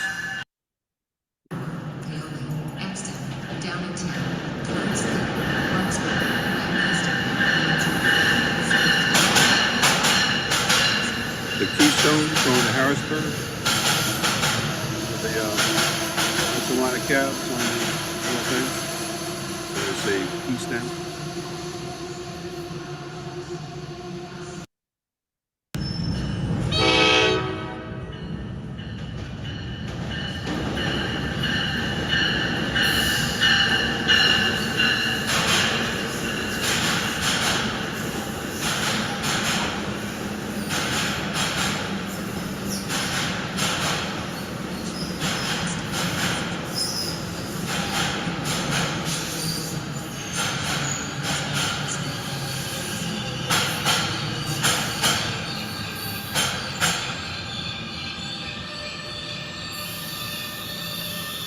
Typical train to Trenton or Long Branch.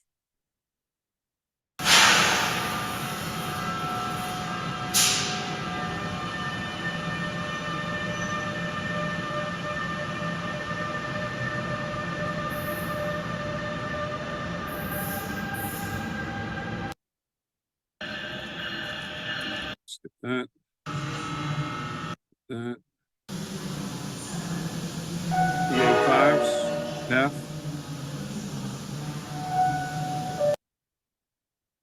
The Old Newark Penn Station.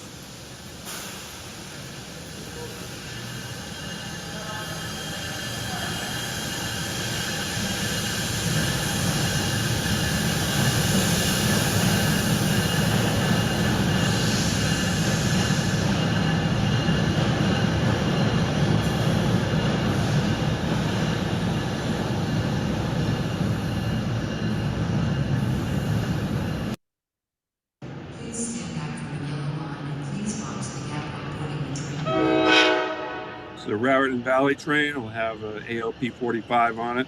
It's in diesel mode at this point. These are dual mode locomotives. Eventually have 60 of these.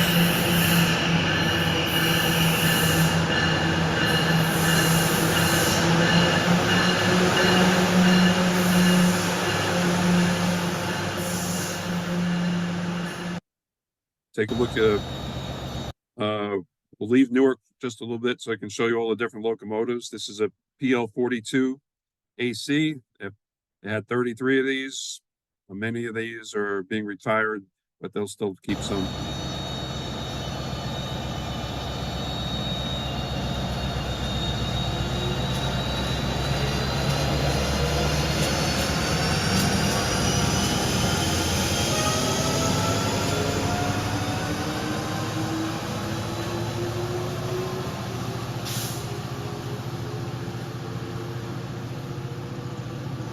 Okay, the next one I showed back in 2021, but just wanted to show all the different types of engines. Take note of how fast the next trains are going to enter Secaucus lower level station and see how it comes to a stop.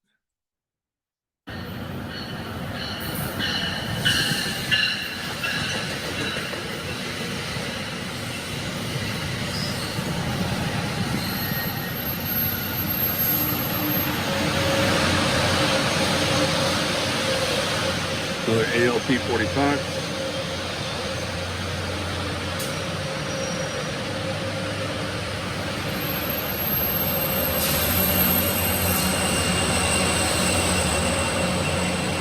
CNJ locomotive was still pretty fresh at the time.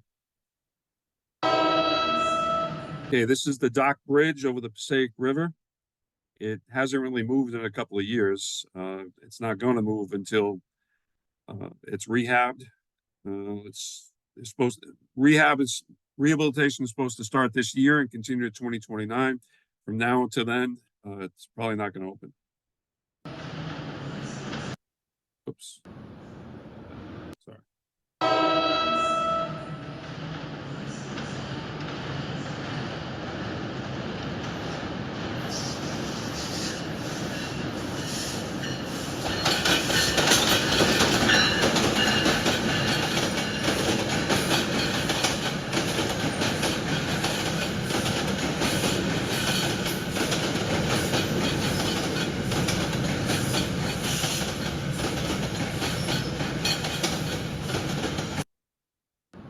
The bridge opened in 1935. It's also known as the Amtrak Dock Vertical Lift Bridge. Carries path also. So if it ever freezes up or gets stuck, everything is delayed. Path trains, Amtrak, and NJ trains.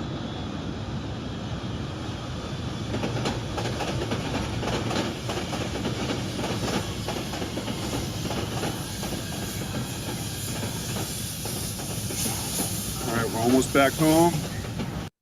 Head over the sunny side. I'm sorry. Next side. All right. This is either one of the Florida trains or the Crescent leaving Sunnyside Yard to go to Penn. The 706 engine is leading an Empire train. This will be our segue to the Long Island Railroad. Oops.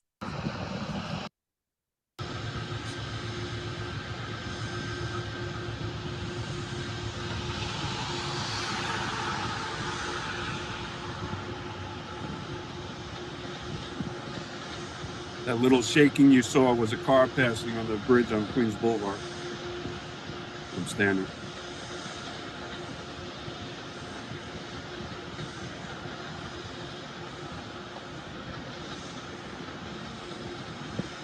Take note of the different paint schemes.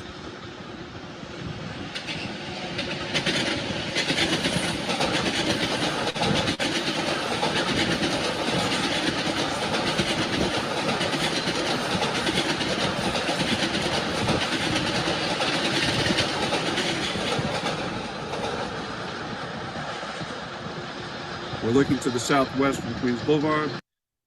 I showed this one before, but people seem to like it, so I'll show it again.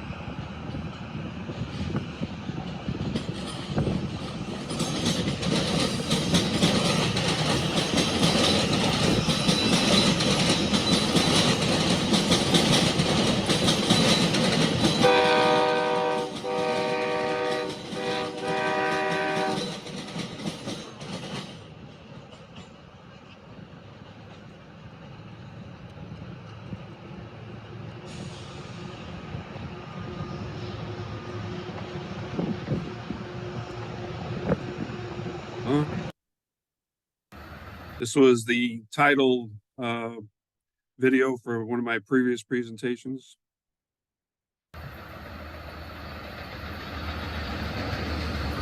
Woodside.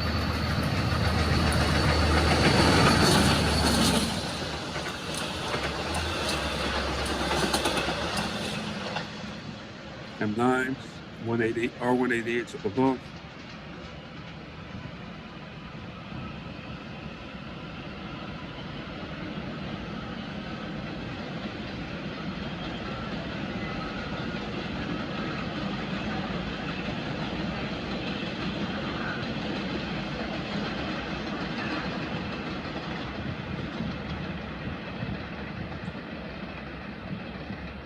January 25th, 2023, Grand Central Madison open. Train coming in, M7s.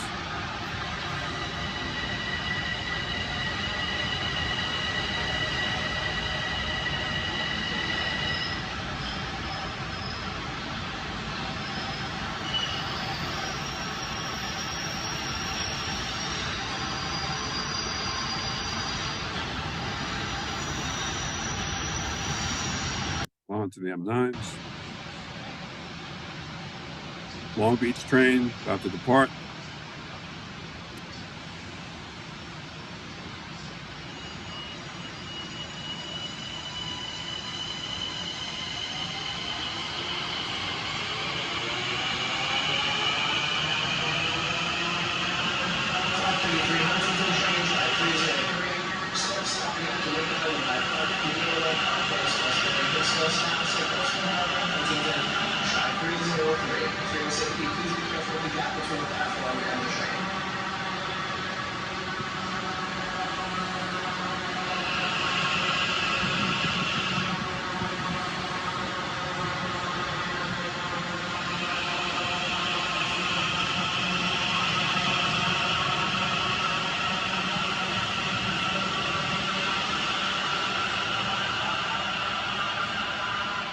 Eventually have 202 of those. This is west of Forest Hills. Show you that they do move.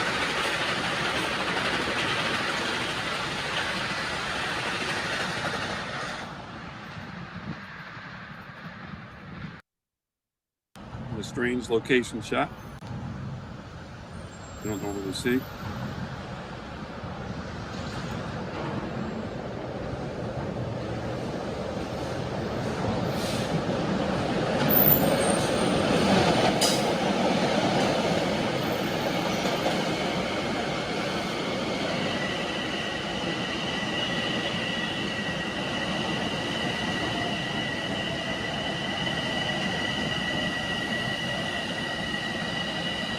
East New York.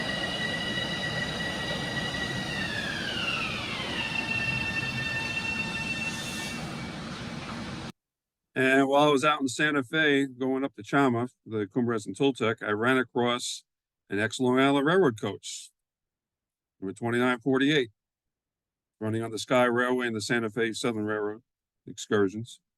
There's the whole car. But some of you might have actually ridden this on the Long Island Railroad, going out to Port Jeff. They ran whole trains of these out to Port Jeff and other places. All right, Metro North, one of the heritage units. This is up at Croton Harmon. We still got M3s running, of course, all 142 of them.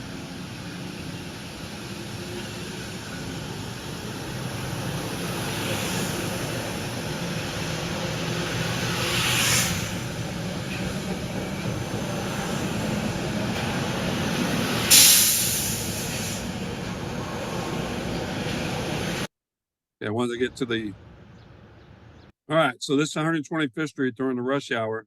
I see we still have 105 people on it for the people waiting for the New York subway stuff. It's not far away.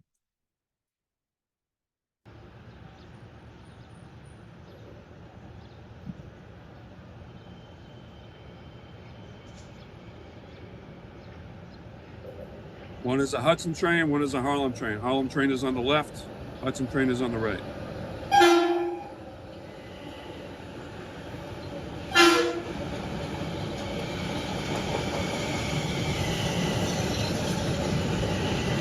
Like 2. That's about 4. Typical rush hour. M8s on the left, M7s, M3s.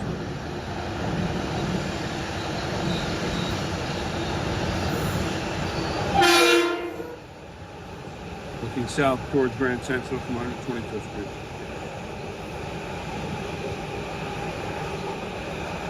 On. All right, let's go to the Hudson line. This is at Scarborough. We have the Lakeshore Limited coming south. Train from Chicago to Penn Station, New York. And that's the Hudson River on the left.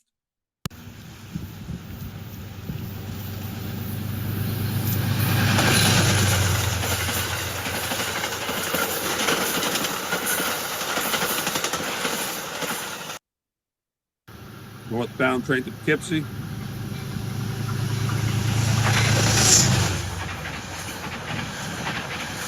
Various vintages of Bombardier cars.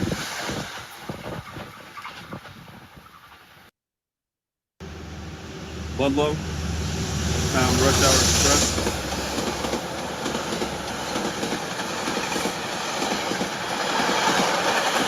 Notice some are red, some are blue. They mix up the cars, the Connecticut cars with the Harlem and Hudson cars. M7As, leaving Ludlow, going south.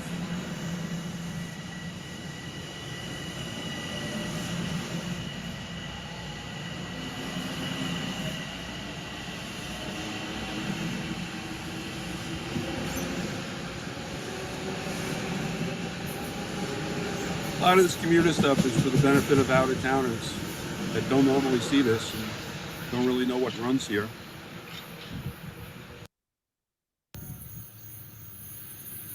Amtrak. The Empire trains going to Penn Station near the west side.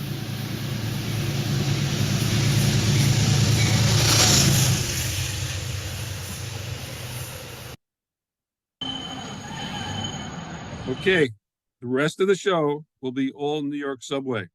And what better way to introduce you to the New York subway than going around City Hall Loop?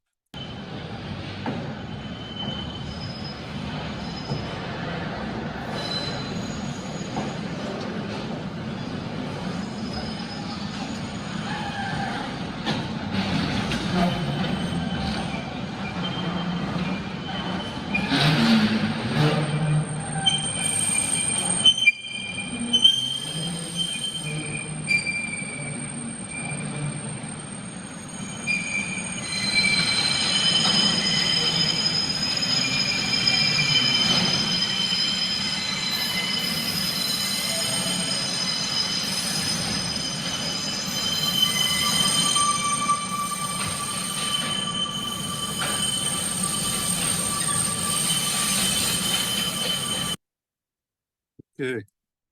All right. So we're going to start with the 211s and go all the way back to the standards. For the newer stuff, I'm going to go through pretty quick. Our 211s is Coney Island. These 4155, not in service yet. Just after delivery.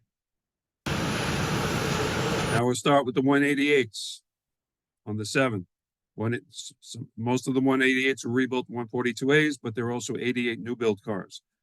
Queensboro Plaza.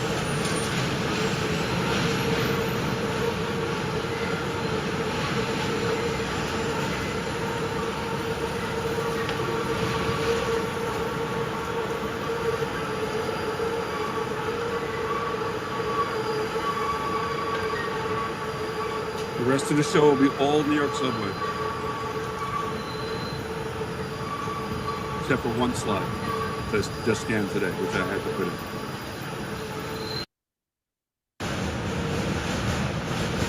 We get to Queensboro Plaza again.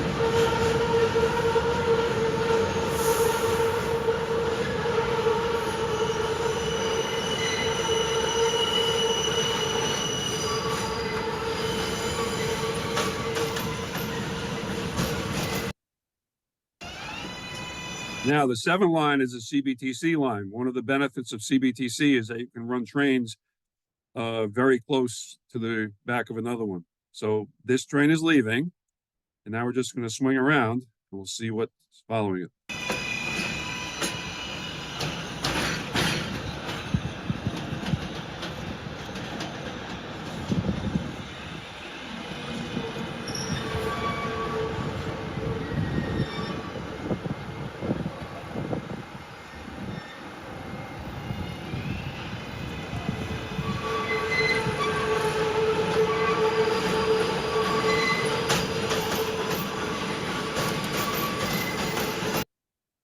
All right, we'll take a quick look at Corona Yard.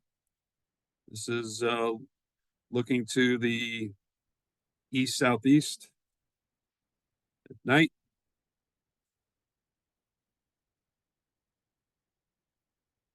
You got 2 Republic locomotives, R120s, on either side of those 188s. This is the tower in the yard.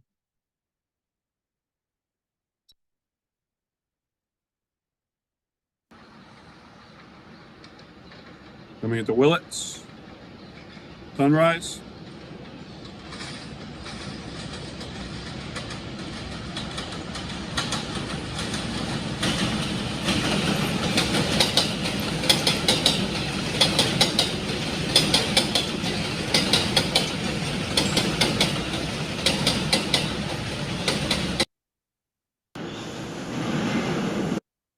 179 on a Z train. If you've ever not, there's only 6 Z trains in each direction, each rush hour. So if you've never seen a Z train, you're about to see one now.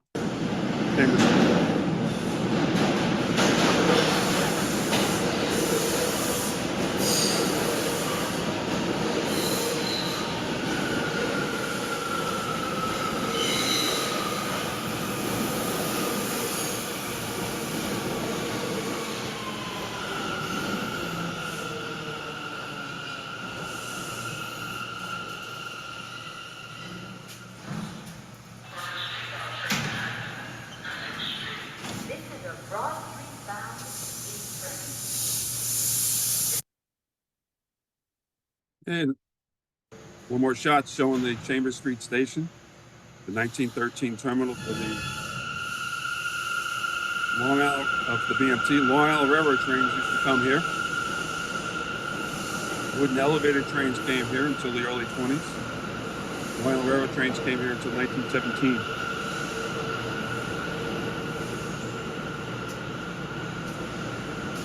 Of course, rapid transit size Long Island Railroad trains. They rebuilt the wall in the early 60s. They extended the Brooklyn Bridge Station, the IRT.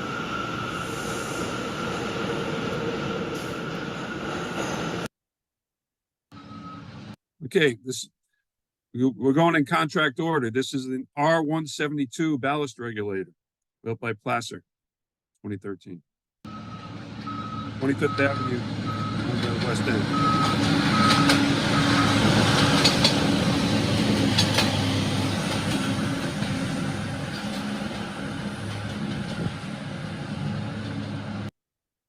All right, I'm going to take a slightly extended look at the 160s. This is at Coney Island, main shop. That's not a mistake. There are 2 Diamond Fs going northbound in the AM. They run express from Church Avenue to J, and in the PM rush, they come south. There's 2 a day in each direction. This is Church Avenue.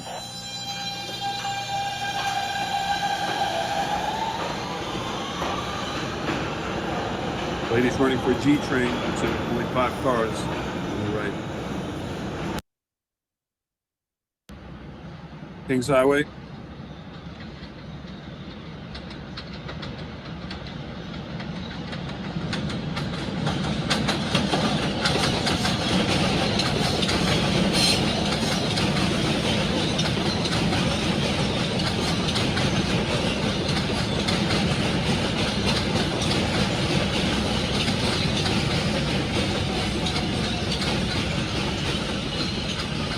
Like I said, if you stick it out, we're going to go through the car classes, getting older and older, and we're going to end up at the standards. Kings Highway again.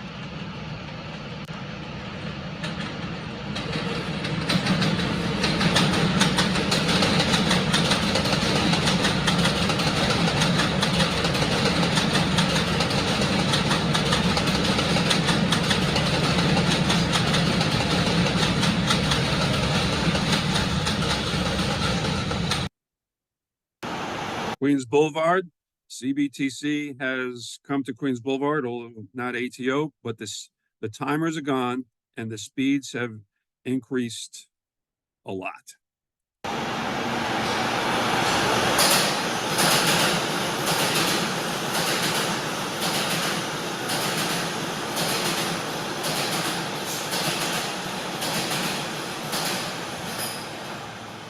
You can pretty maintain that speed from Roosevelt all the way to Continental now.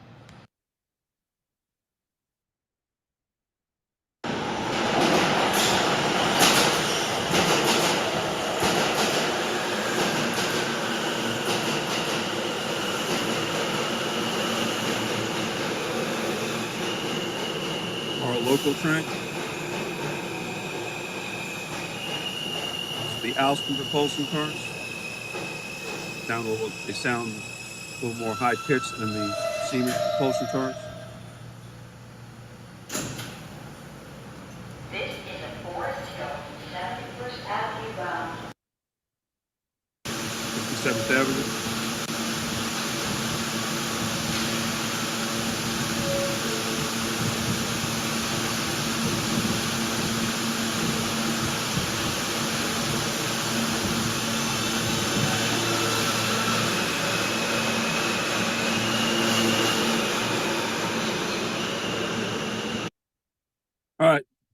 Contract order, this is R-156 locomotive. These are the vacuum trains. There's 3 sets of these. Any R-156 can hook up to these. There's actually a cab on the other end.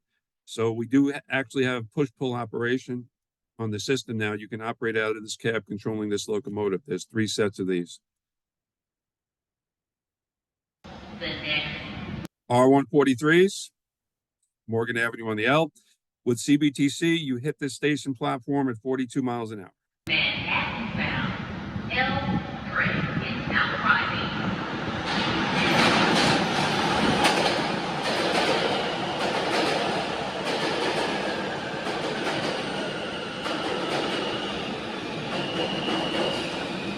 I'm sorry, these are R-160s, R-160s.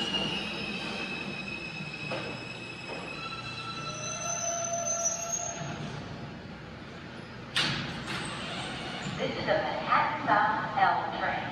The next stop is Montrose Avenue.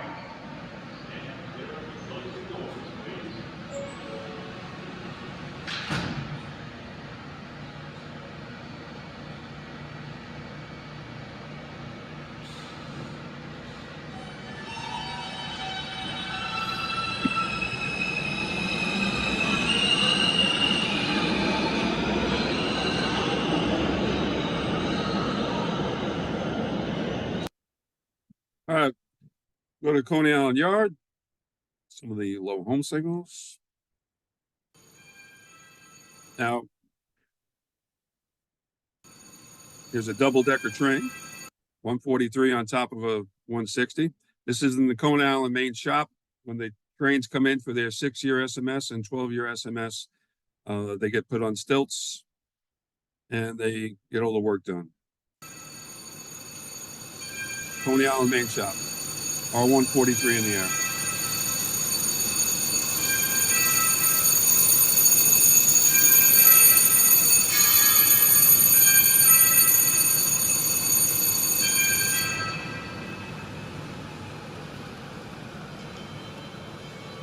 It's positioned over the stilts.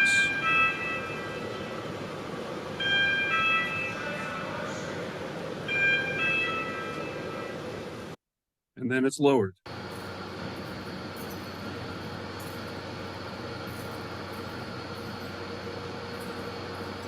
The trucks are left behind on the higher number tracks. And then the trucks are worked on separately. And then when the trucks are done and the cars are done, they bring the car back and put it on rehabilitated trucks.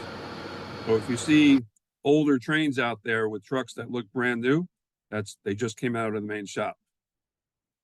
And that's what they look like on the stilts. 143s and R-160s. All right, well, R-142As when they still ran on the 6. When I started out as a train operator, that's all they had on the 6 were 142As. Just north of Whitlock Avenue. These are brand new 142As on the 6. After a couple of years in service. Now, if you ever go to Westchester Yard, you'll see a picture of a 62A and a 142A. About 8 years ago, I got a phone call from somebody at Transit. Do you have pictures of the 6 line? I go, yeah. So I sent them these 2 pictures. I sent them that one, 7301, which is right there. And I sent them this one, 1751, which is right there. So every time I go to Westchester Yard on business, I always smile. Okay, take a look at the 142s real quick. This is a temporary home for the R33 single units for the train of many colors. This is East 180th Street shop. This is 239th Street Yard. The yard leads are actually up here and the trains loop around to get here. It's an early morning, one day at 239th Street shop, yard, I should say. It's the lower level. And the 5 trains are stored up here, the Nereid Avenue trains. And one day I get there and there was a rainbow coming over the shop building, the barn. For those that don't know, the first batch of 142s had a different font different font on the number plate. This is the new font. This is the old font. Not all the cars in this number range have this or this, but the first 10 all have this font here, and the rest are a mix of the actual font agreed upon at the end.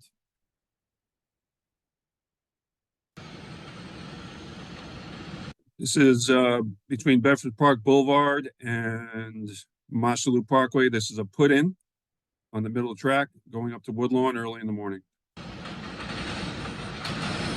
142.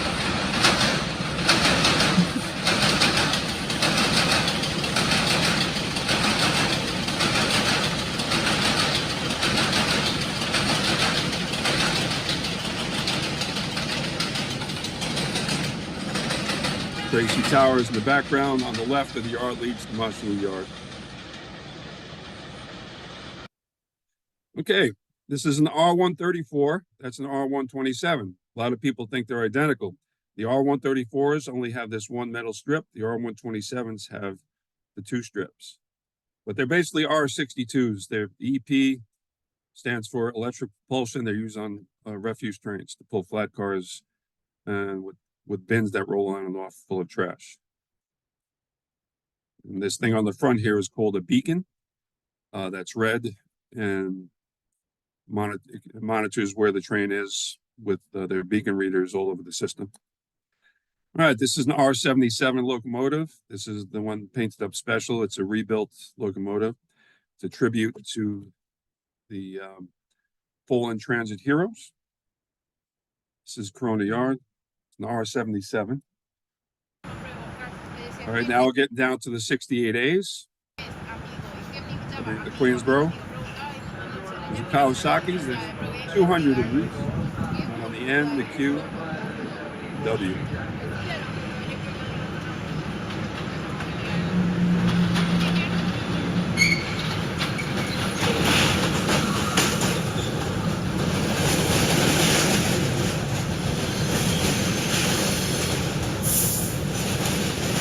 It's a 75-foot cars, so the end excess and center excess is green.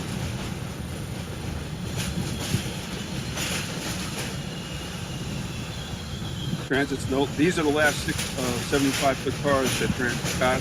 The last one was delivered in 1989. All the B division cars that we're going to get are to the 60-foot cars.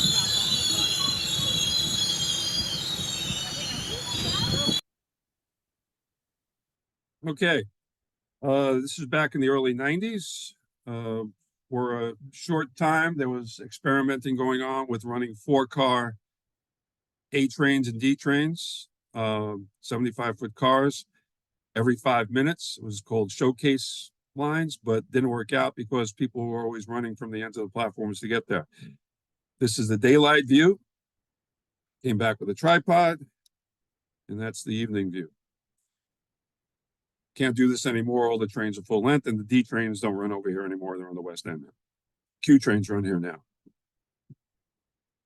Okay, we got a R68 in Coney Island Yard. This is one of the 9 cars in their original configuration. These are still single cars, 2916 to 2925, and they only run on the Franklin Shuttle. This is just north of Botanic Garden. That's a northbound train. The next stop is Park Place. And just so you hear what R68s sound like, this is leaving 25th Avenue about 6 in the morning one day.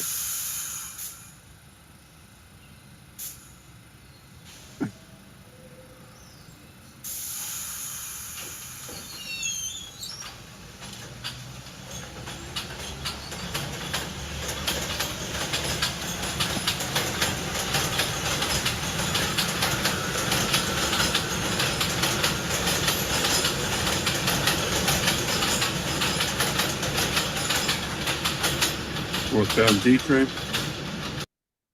62As. This is 248th Street Yard.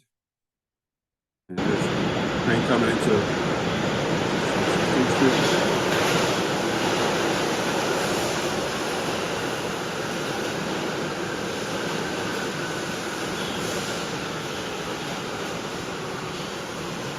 825 of these built.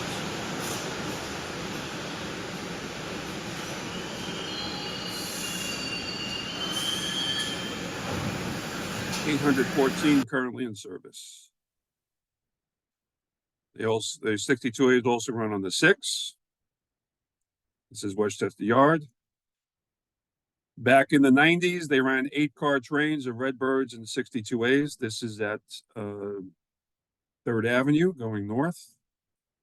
Take note, it's in the original configuration. You can still look out the front window. So these are still single cars. This is coming into Whitlock, brand new 62As.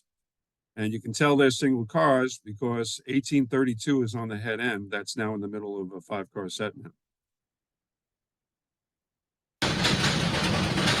Whitlock Avenue with trains.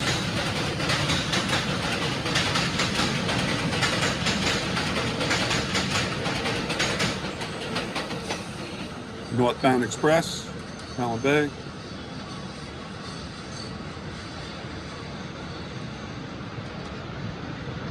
It actually isn't, but I'm not going to go into why it's there.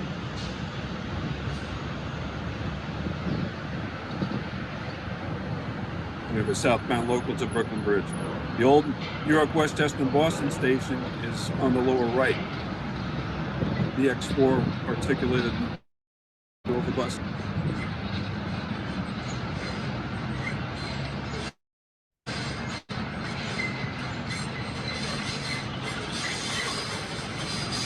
The first 5 are 62As. They went to service in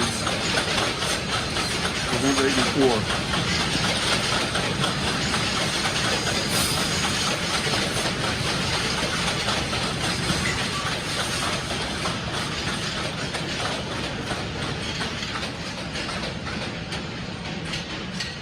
Brand new train of R62s.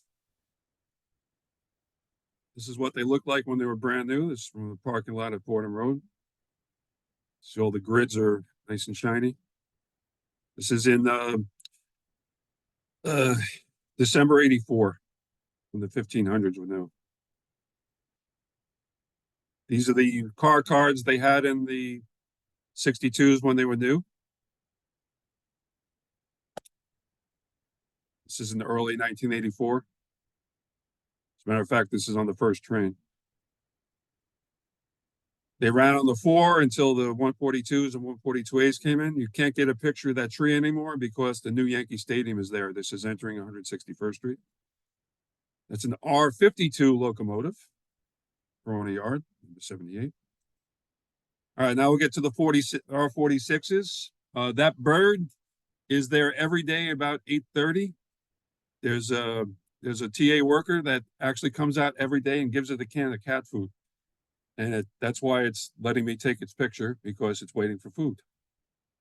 This is at Rockaway Park on the IND, former Long Island Railroad Station. The Broad Channel Shuttle that runs between Rockaway Park and Broad Channel. This is looking towards Broad Channel. Coney Island shop. We're getting a little older here. Still got R32s on the F. This is long before the 160s came in. They still had 46s on the G, going north of Clinton, Washington. This is pre-rebuilding. It's a northbound E-train with the new roll sign, but it still has the blue stripe, but it's missing the blue stripe over the cab window. And 1128 had the cab stripe until it was rebuilt. And then we got car 508 with the original sign. 508 was in the first set of 46s to go into service in 1975. This is running on the Echo. Spring Street going north, original roll sign. And this is why you do not ride between cars on a 75-foot car. Watch this carefully. This is between 2 R46s, and this is why the doors are locked on 75-foot cars. Watch this carefully.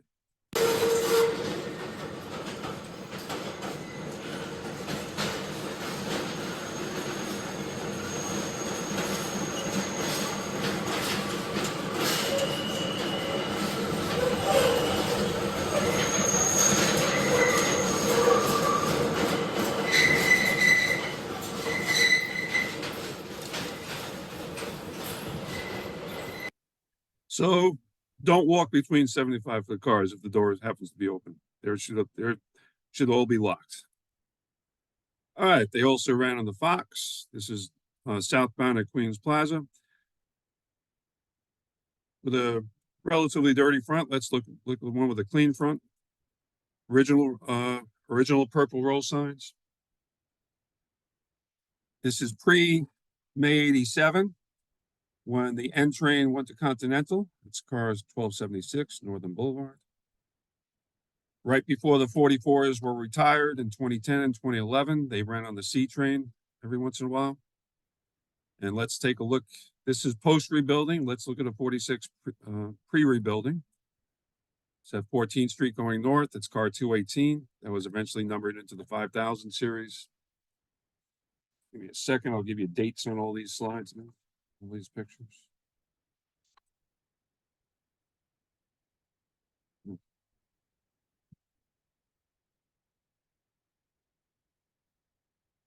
Towards the end, they ran on the JFK Express. They had 4 car sets running on the JFK Express. They ran the R44s. You can see that's car 146. This is at Queensbridge, the last terminal for the JFK Express before they extended these tracks to 36th Street. All right, the last run of the R42s. Okay, this is February 12th, 2020. This is 80th Street. Those cars are still around today, but they're running on refuse trains. This is 38th Street Yard. When the 42s were still running, this is East New York Yard. This is a J or Z train going to Manhattan, and that's an L train going to Manhattan. Broadway Junction Station is here. August 2001, the Williamsburg Bridge was under reconstruction. You can't get the shot today. Number one, I'm standing in a traffic lane now, and number two, the pedestrian walkway is now above the train. So this is August 2001. Right after rebuilding, this is April 26th, 1989. This is up Marcy Avenue, fresh back from Morris and Knudsen. This car still runs today on refuse trains. We'll see 4806 later on, pre-rebuilding. Cars coming in from rebuilding from Morris and Knudsen at the Brooklyn Armory Terminal. Let's see how they got there up to Morris and Knudsen for now. All right, why is a Conrail shot in here? Well, look what's at the end. These are cars going up to Morris and Knudsen for rebuilding. This is July the 30th, 1988. Trains waiting here at Otisville for a train coming the other way. Standard 50mm shot. And I had to throw this in. The Hudson-Bergen line today operates here, but it used to be freight line. Conrail trains used to go under the ellipse. This is in Weehawken. This don't look like this today. It's a southbound train passing under the ellipse. And for all you bus fans, you got a flexible metro up top. All right, back to Otisville. Take note of MTTX here. That's an R42. That is car 4692 on its way up. That's car 3574. And the next car, if you notice, still has the blue stripe. That's 4612. That was out of service for years after an accident, but it came back into service. All right, here's car 4806 again. This time, December 4th, 88. Northbound at 42nd and 8th. The K was the replacement for the AA. 4875, pre-rebuilding. M trains when they went to Bay Parkway. Unrebuilt R42. July 28th, 1988. These are all my photographs that I took over the years. I started taking pictures February 11th, 84. February 89, coming south on the Q. It's R42 4561. This is when they were in the graffiti-free program before rebuilding. For a short time, you can get these cars clean like this. And pre-graffiti-free program. This is 3rd Avenue and 14th Street, July 6, 85. Take note, it's a 4-car train, and it's not crowded. Off-hour ridership has exploded since this picture was taken almost 40 years ago. I call these the pathmark roll signs. West End, my home line, my home station was 9th Avenue at this point. This is December the 8th, 1985, southbound West End coming into 71st Street. It was the B train back then. R40Ms in the last days before they went to the B line. This is the Aqueduct, 10-car train of R40 mods. All right, let's go to the R40 slants. The higher numbered slants were on the L line for quite a while. This is where they were, when the 40 slants were rebuilt in 1987, this is where they were operating for the most part on the West End. This is coming into 18th Avenue. This is April 19th, 89, northbound B train, 4173, southbound Mikey, R30 rebuild. Now, you can only get these for a very, very short time.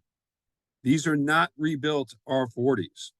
What they did, the last R40 slants to be rebuilt were the air-conditioned cars.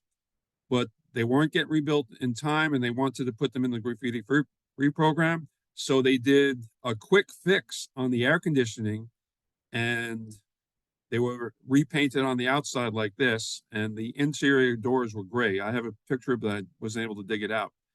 So these only ran for a very, very short time, and not many pictures of these exist. Pre-rebuilding air conditioning cars in the graffiti-free program. This is what they looked like before going to the graffiti-free program and getting rebuilt. This is 20th Avenue. R38s, this is the museum set. Let's see what they look like before getting rebuilt. This is northbound of 14th Street, January 10th, 86.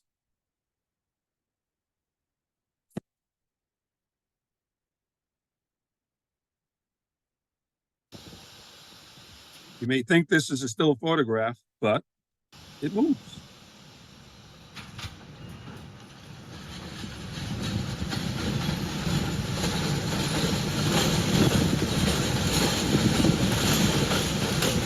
The movie train coming back, I think the Bowery that day, training session. Going back to 20 Allen Yard to lay up. This goes down the road more than you think on weekdays. Movie train service and police training at Butler. The train they use. And you can see this train show up pretty much anywhere. Okay. This is car 3360, the one used at the head end of the last train. This is what it looked like when it was running on the A and the C line before being cleaned up. I call this stage 1. Let's see stage 2. Stage 2 cleaned it up, and they put on these stick-on signs. These are all stick-ons. This is the express, local, the marker lights. This is all stick-on. You can see the old sign underneath, but it still has the blue doors, blue pantographs, and original number plates from rebuilding. This is stage 2. Let's look at stage 3. Stage 3, the pantographs painted blue on the outside, the storm doors painted blue, and they have the stick-on car number, and they have the TA logo. Now they still don't have the side doors painted blue. That's stage 4. Stage 4, January 9th, 2022, last train in service. There you go.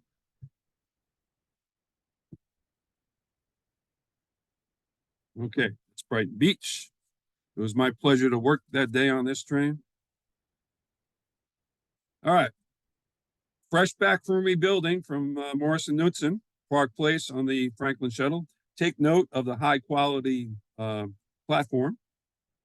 This station is now, of course, gone. Replaced by a single track station that at the time was still 2 tracks. Brand new, straight back from Norris Knudsen coming into Dean Street. This track configuration doesn't exist anymore. It's only a single track, and this station no longer exists. But when I was in my late teens and early 20s, I was pretty much out with my camera every sunny day.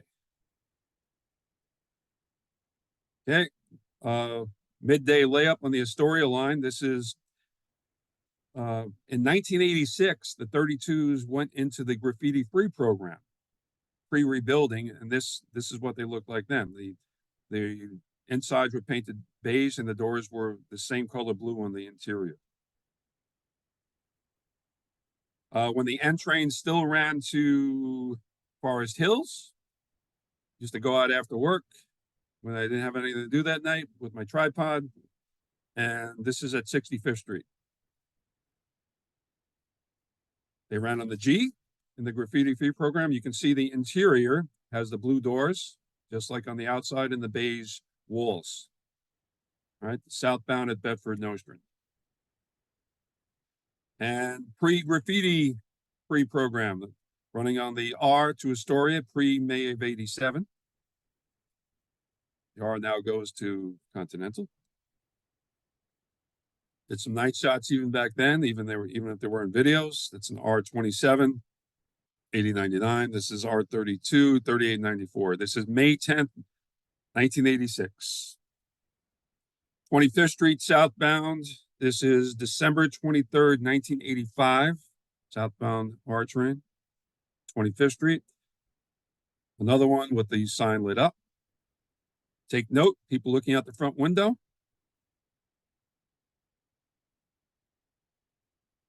All right, now we'll get to the R30s. This is a southbound Mikey at 20th Avenue, northbound rebuilt R42. And the R27s in the bad old days. This is at 3rd Avenue. This is in 1985. The bad old days of the Franklin Shuttle, Botanic Garden, when the south end of the station was still outdoors. That's R27, 8086. They used to, before Stillwell Yard was completed, the expansion and the Apple tracks were completely open. Trains were laid up on the Brighton Express tracks all the way almost to Neck Road. This is January 5th, 86. This is the Belt Parkway over here with all these headlights going by. This is just outside of Sheepshead Bay. 8056 is a midday west end layup at 39th Avenue. This is a northbound R train. Now, if you ever want to see the difference between the widths of a B division car, BMT-IND, and an IRT car, here you go. And here you can see on the side the difference. All right. Redbirds on the 6, they had the 80, 85, 70 to 86, 87 cars, plus some Flushing cars. And the classic view outside of a Redbird on the 7 line. And for those that don't know, there were 12 cars painted like this. There were 12 R33s painted green. The intention was to have the green cars run on Lexington Avenue and the red cars run on 7th Avenue, but that was quickly squashed. They said, no way we're going to do that, because it was just crazy to keep the fleets where they had to be. So this is, pardon me, this is June 15th, 1986. I was still 19 years old when I took this shot. This is northbound at 225th Street. Remember I said to you there were 12 cars, right? There's only 10 R33s, but there was one R17 and one R21 painted into the green paint scheme. These didn't last very long. These were, once the green cars were gone, these cars were gone. You know, once these got painted red, these were gone. All right, train at Flatbush. Most of the cars had the orange and beige interior, which was the 1970s interior, late 70s interior. But 2 cars, it was 88, 16, 61, if I remember right, had the green interior, just like the R10s. Back in the mid-80s, it was insane to be taking pictures, trying to keep up with everything because everything was changing. Every week, something changed. The R26s before rebuilding. This is leaving Gun Hill Road. The third car there is an R17. R22 is on the one. The white paint scheme, which wasn't white for very long, and then you have the silver and blue paint scheme, but you can see the original olive drab coming through. The Pelham fleet was very much cleaner. The cars were taken care of a little bit more. This is northbound car 7495, January 18th, 86, leaving Westchester Square. This is northbound at 51st Street. This is March 15th, 86. The reason why I went there was I got word that the 51st Street station was going to get rebuilt, and the north end was not going to look like it was anymore. This is the original north end of the 51st Street station. My back is about a half a car from the end of the platform. Now it expands out here further. This wall was blasted out, was knocked down, and now it expands out away from me, away from the edge of the track. And the tile doesn't look like that anymore. It's now covered, it has new tile working around it like so. All right. Put in one shot of an R16. This is at Norwood, southbound J train. This is January the 4th, 1986. All right, this is the cover shot for the presentation. This is January 20th, 86, 145th Street, going northbound. All right. Same day, different train. There was a delay with this train. As you can see, there's a blur.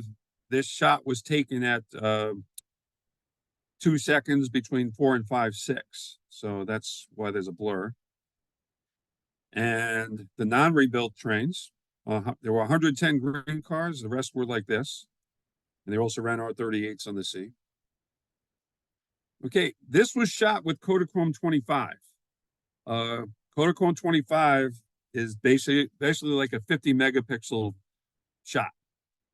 You know, somewhere around there, 40 megapixel, 50 megapixel shot. It was the most dense film you can buy at the time. And you can see I'm zooming in that it's still in focus. So if you focus properly with Kodachrome 25, if this was projected on the wall, you know, some people might accidentally walk into the picture because it looks that real. Interior of 3166. And the unrebuilt car, the car number is 3327. I took copious notes back then, and here you can see an unrebuilt R42 on the Delta over there. This is also Kodachrome 25 at Tremont Avenue, going north. Spring Street going north. I went through about 3 or 4 rolls of film a week back then, minimum. I was constantly writing up slides on rainy days. Okay, now, this is the tail end of the show. None of these slides are mine. They were taken by either Douglas Grochon or Don Harold. All of these slides, all of these pictures will be in volume 3 of the Brooklyn book. Volume 3 is pretty much all assembled. It just has to be laid out. So volume 3 hopefully should be coming out this time next year or shortly thereafter. But this is Myrtle Avenue. Take note, these are all 1600s. All right. So there were 2 1613s running around at the time. This is actually car 1610 here. So it was possible to get R9 1613 below the Q type. All right, this is actually a shot from volume 2. This is towards the end of the books, the 2-page spreads. This is a Don Harold photograph taken on September 22nd, 1962, which was a Saturday. This is a Don Harold photograph from a long time ago. Another Don Harold photograph of a D-type 6018, August 11th, 1963 at 55th Street.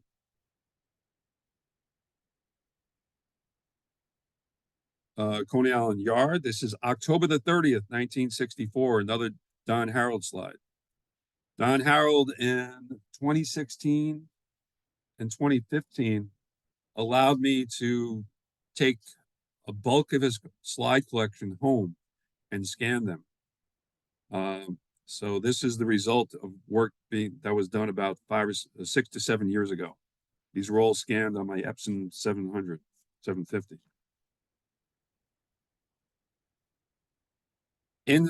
These are all regular service. There's nothing no museum cars. This is August 1163 on the West End. The A-type there. Canarsie. Now we're into Doug Rochon slides. This is November the 15th, 1964. It's a 2300 series. This car is unrebuilt. As a matter of fact, the 2800s were not rebuilt either. They were strange. They were oddballs electrically, mechanically, so they weren't rebuilt. And these cars were just too old to rebuild. All right, now we're going to see a lot of the 2400s. This is August 22nd, 1964, Canarsie, before it burned down and was rebuilt. This station had a big fire, which is documented in Volume 2. Which burned all of this down. This is coming into Marcy Avenue, May 28th, 1969. This is towards the end. It's car 2402, 2616, and 2403. Car 2423, these are rebuilt cars, tell by the headlights, although there was one rebuilt 2700 series that did not get headlights. It's Marcy Avenue going northbound. 2424, Lorimer Street, April 9th, 1968. 2433 East 105th Street grade crossing. This is April the 4th, 1965. And you can see the old signal here, P273. This is now a Q2 track.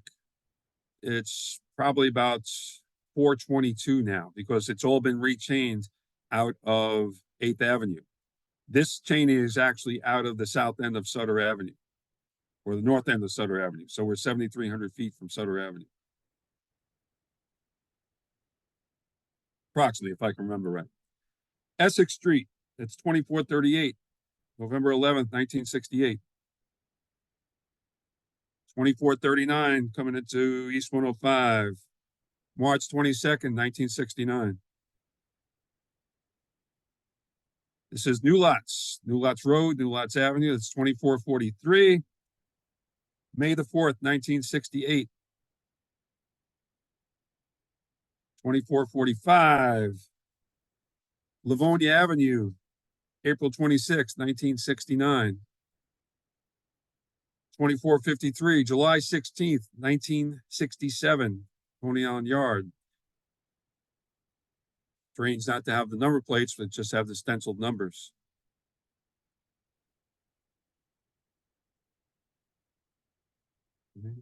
Back.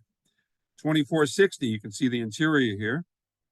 8th Avenue, March 9th, 1969. 2464, Sutter Avenue, March 31st, 1968. 2467 plus the Q-type 1606 A and B. Myrtle Avenue, July 16th, 1969, towards the end. Canarsie Yard, that's 2467, 2570, and 2731. You have all different, you have the 3 different types of car bodies here. Yeah. You notice this is 2731 here. You can see it has like the squarish ends over here. This is 2570. You see how the vents go up like this? And this is 2467. You see how the vents are like somewhat flat? So the standards were not built uniformly. There were 3 different types of car bodies. All right, 2473, while it was still on the Sea Beach. This is August 26, 1964, leaving 8th Avenue. But take note, it doesn't have a 2400 series car body. This is actually renumbered from 2753. All the renumberings will be included in volume 3. 2488, Broadway Junction, rear of a train, June 12th, 1969. 2494, laid up at Atlantic Avenue, June 9th, 1968. 2494 and 95, take note, this is the real 2494. This is the renumbered 2495 because it has a newer car body. It says 2495, but it's not the real 2495. It's renumbered. Take note of the different car body. But take note, it says BT here. That means it's a 2-car set with no door controls. Although, actually, this car did have door controls because it's not the original 2400. It gets confusing. 2496 and 97 at Rockaway Parkway. Take note of the roll signs. 2498, same station. 2498 again, coming into Myrtle, July 16th, 1968. All right, now we'll get into the 2500s. It's 2501, 02, and 03. Flushing Avenue, May 22nd, 1968. This car, 2513, July 28th, September 28th, 1965, Metropolitan Avenue. 25, 22, 23, and 24, Flushing Avenue, May 22nd, 1968. These were B types. They're in a 3-car set. Same set again at Gates Avenue. I put this one in just to show you the station sign, July 21st, 1967. Interior, car 2553. Take note of the door controls here. Take note of the car number up here.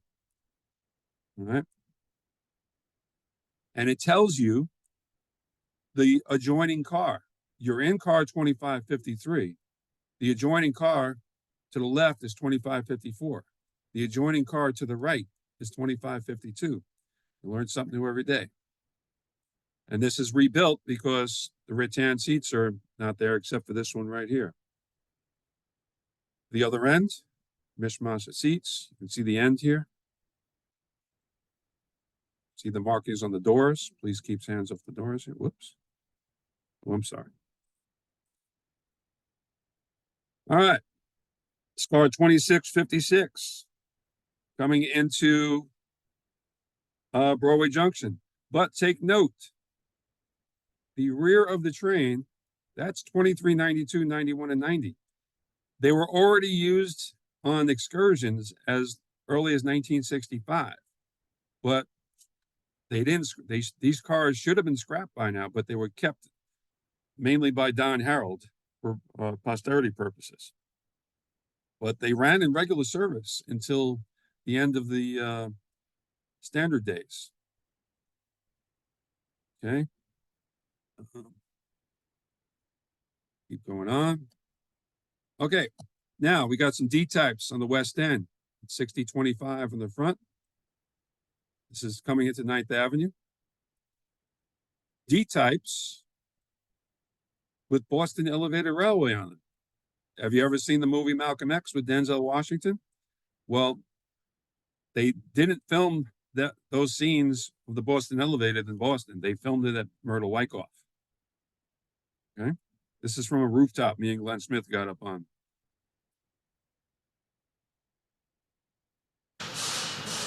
Okay. Now, if you like this is towards the end of the show. I'm just going to play some old videos for you. These are the Redbirds.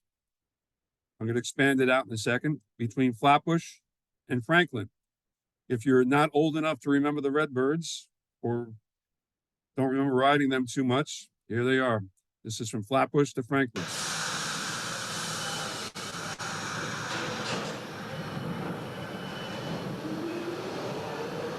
course, this was taken on VHS-C tapes, converted to digital.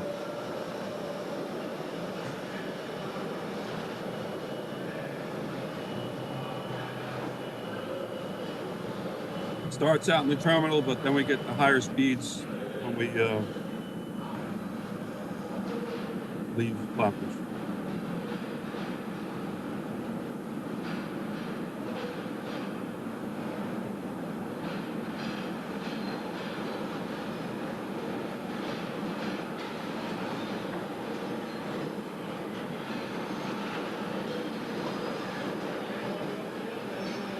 I know, that's why I'm here.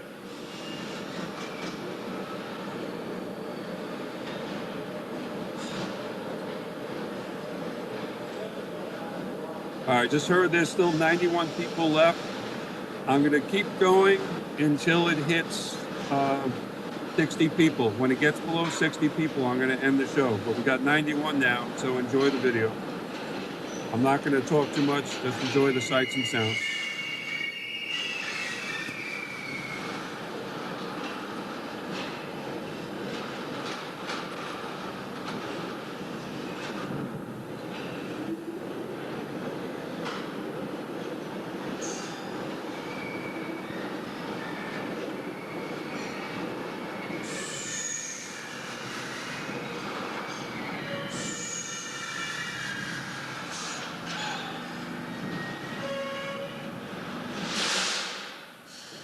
Were built with new motors and everything.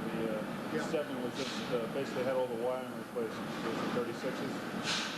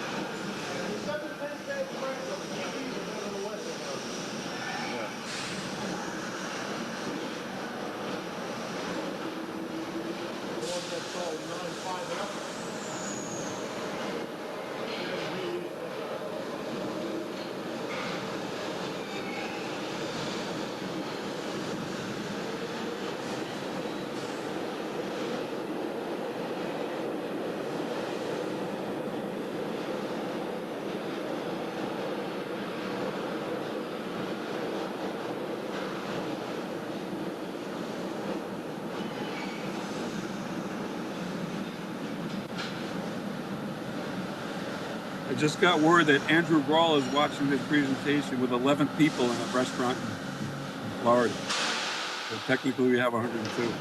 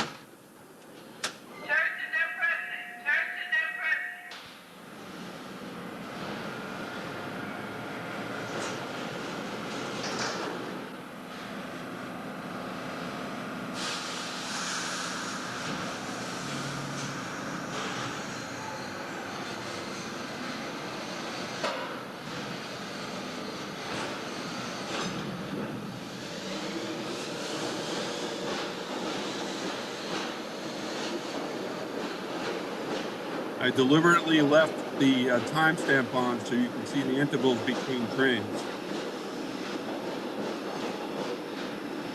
Mainly did it for the sights and sounds.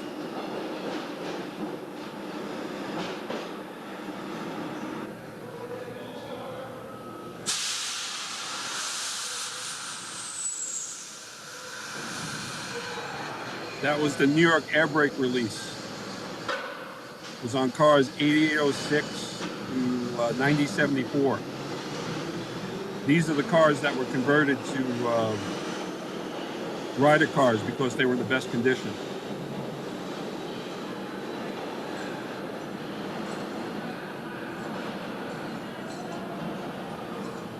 I remember right, I think this train operator has something to say. Friendly.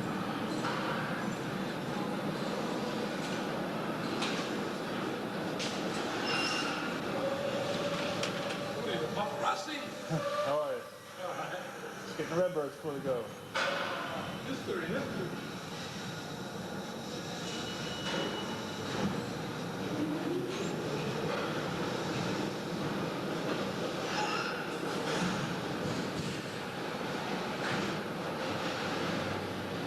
If you stay on to the very, very end, I have the Flushing cars, which have the original brake releases.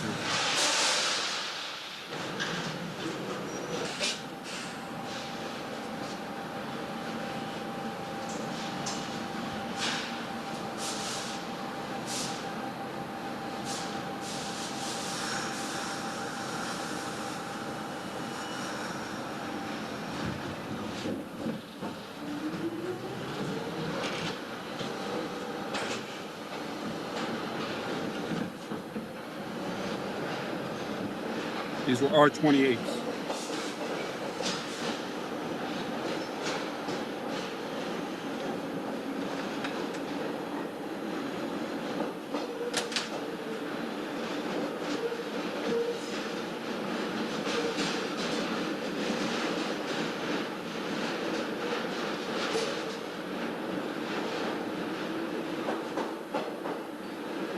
I tried to get every different sight and sound and record it for posterity purpose.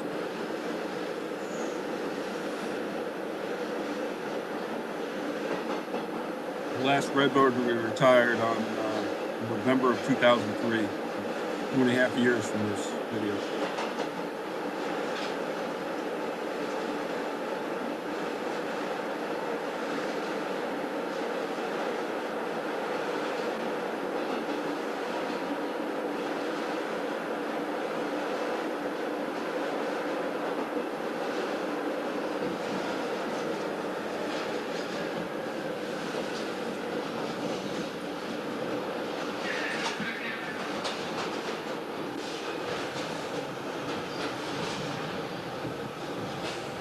All right, now it gets a little more interesting.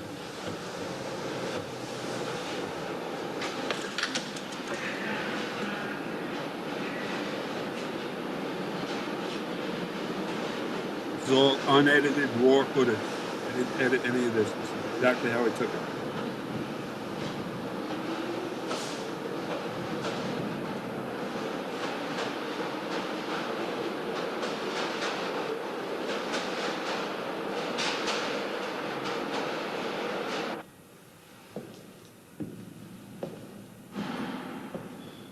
Walking towards the platform extension to show the difference in the tile work from the earlier part of the station to the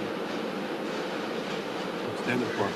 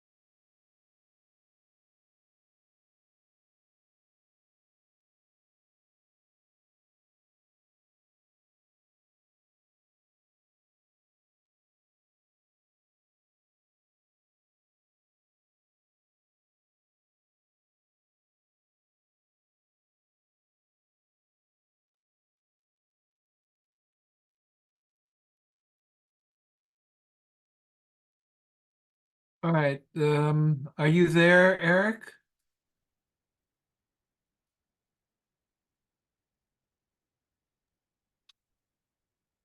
There was he froze, Bob. I'm not sure if he's going to be able to get on. Right, I just texted. Oh, here, he's calling me. Here we go. Hi, Eric. I lost the connection. Okay, Just let people know I'm gonna try to get back on. okay, I will tell them. Okay, very good. Bye-bye. All right, so Eric will be on in a few minutes. He's just trying to, he lost the connection. I think this is the first time this has happened in all the years. So as he said, he'll keep going till we get down to 60. We're at 68, so I think we'll be wrapping up pretty soon. But just hold on. This is great that so many of you have stayed on. We had a maximum of 118.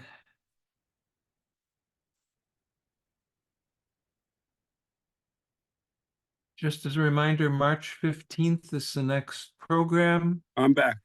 Ah, you're back. Okay, All good. right, let me just share my screen again.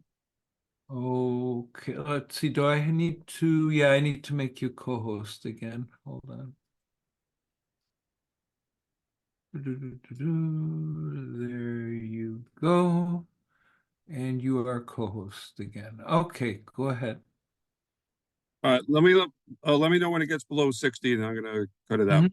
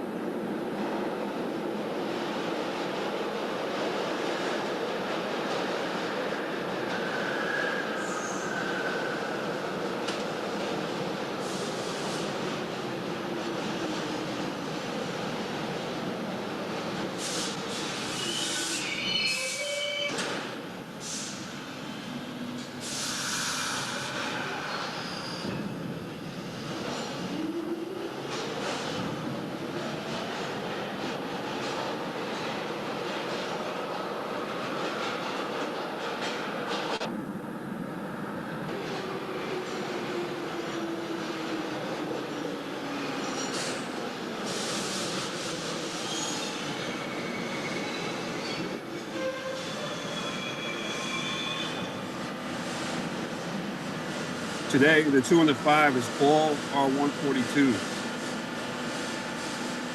Back then, it was all Redbirds. Transition took about 3 years.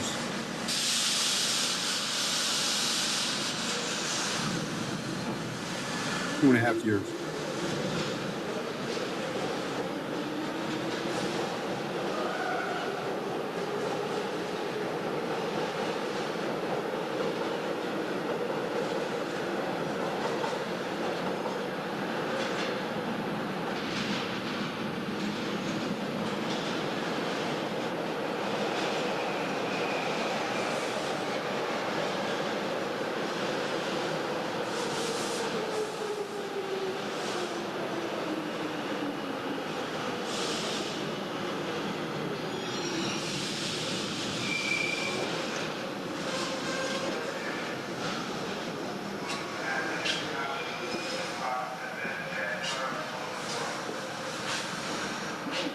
This is going away from the heavy direction of traffic, and it's the last car, so that's why it's empty.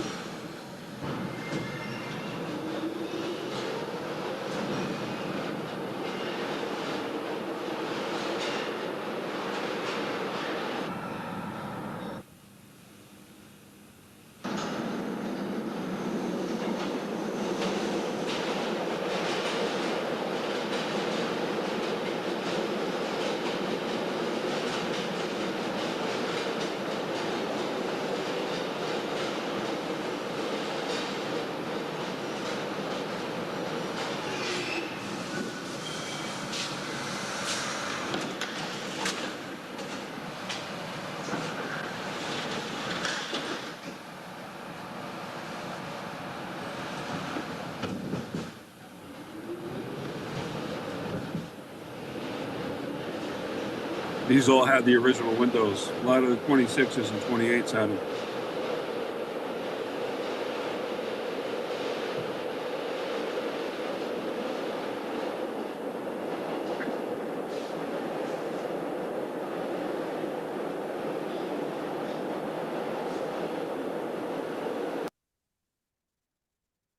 Okay, I think I'm gonna call it there. Bob, Yep, I'm gonna sounds, stop sharing.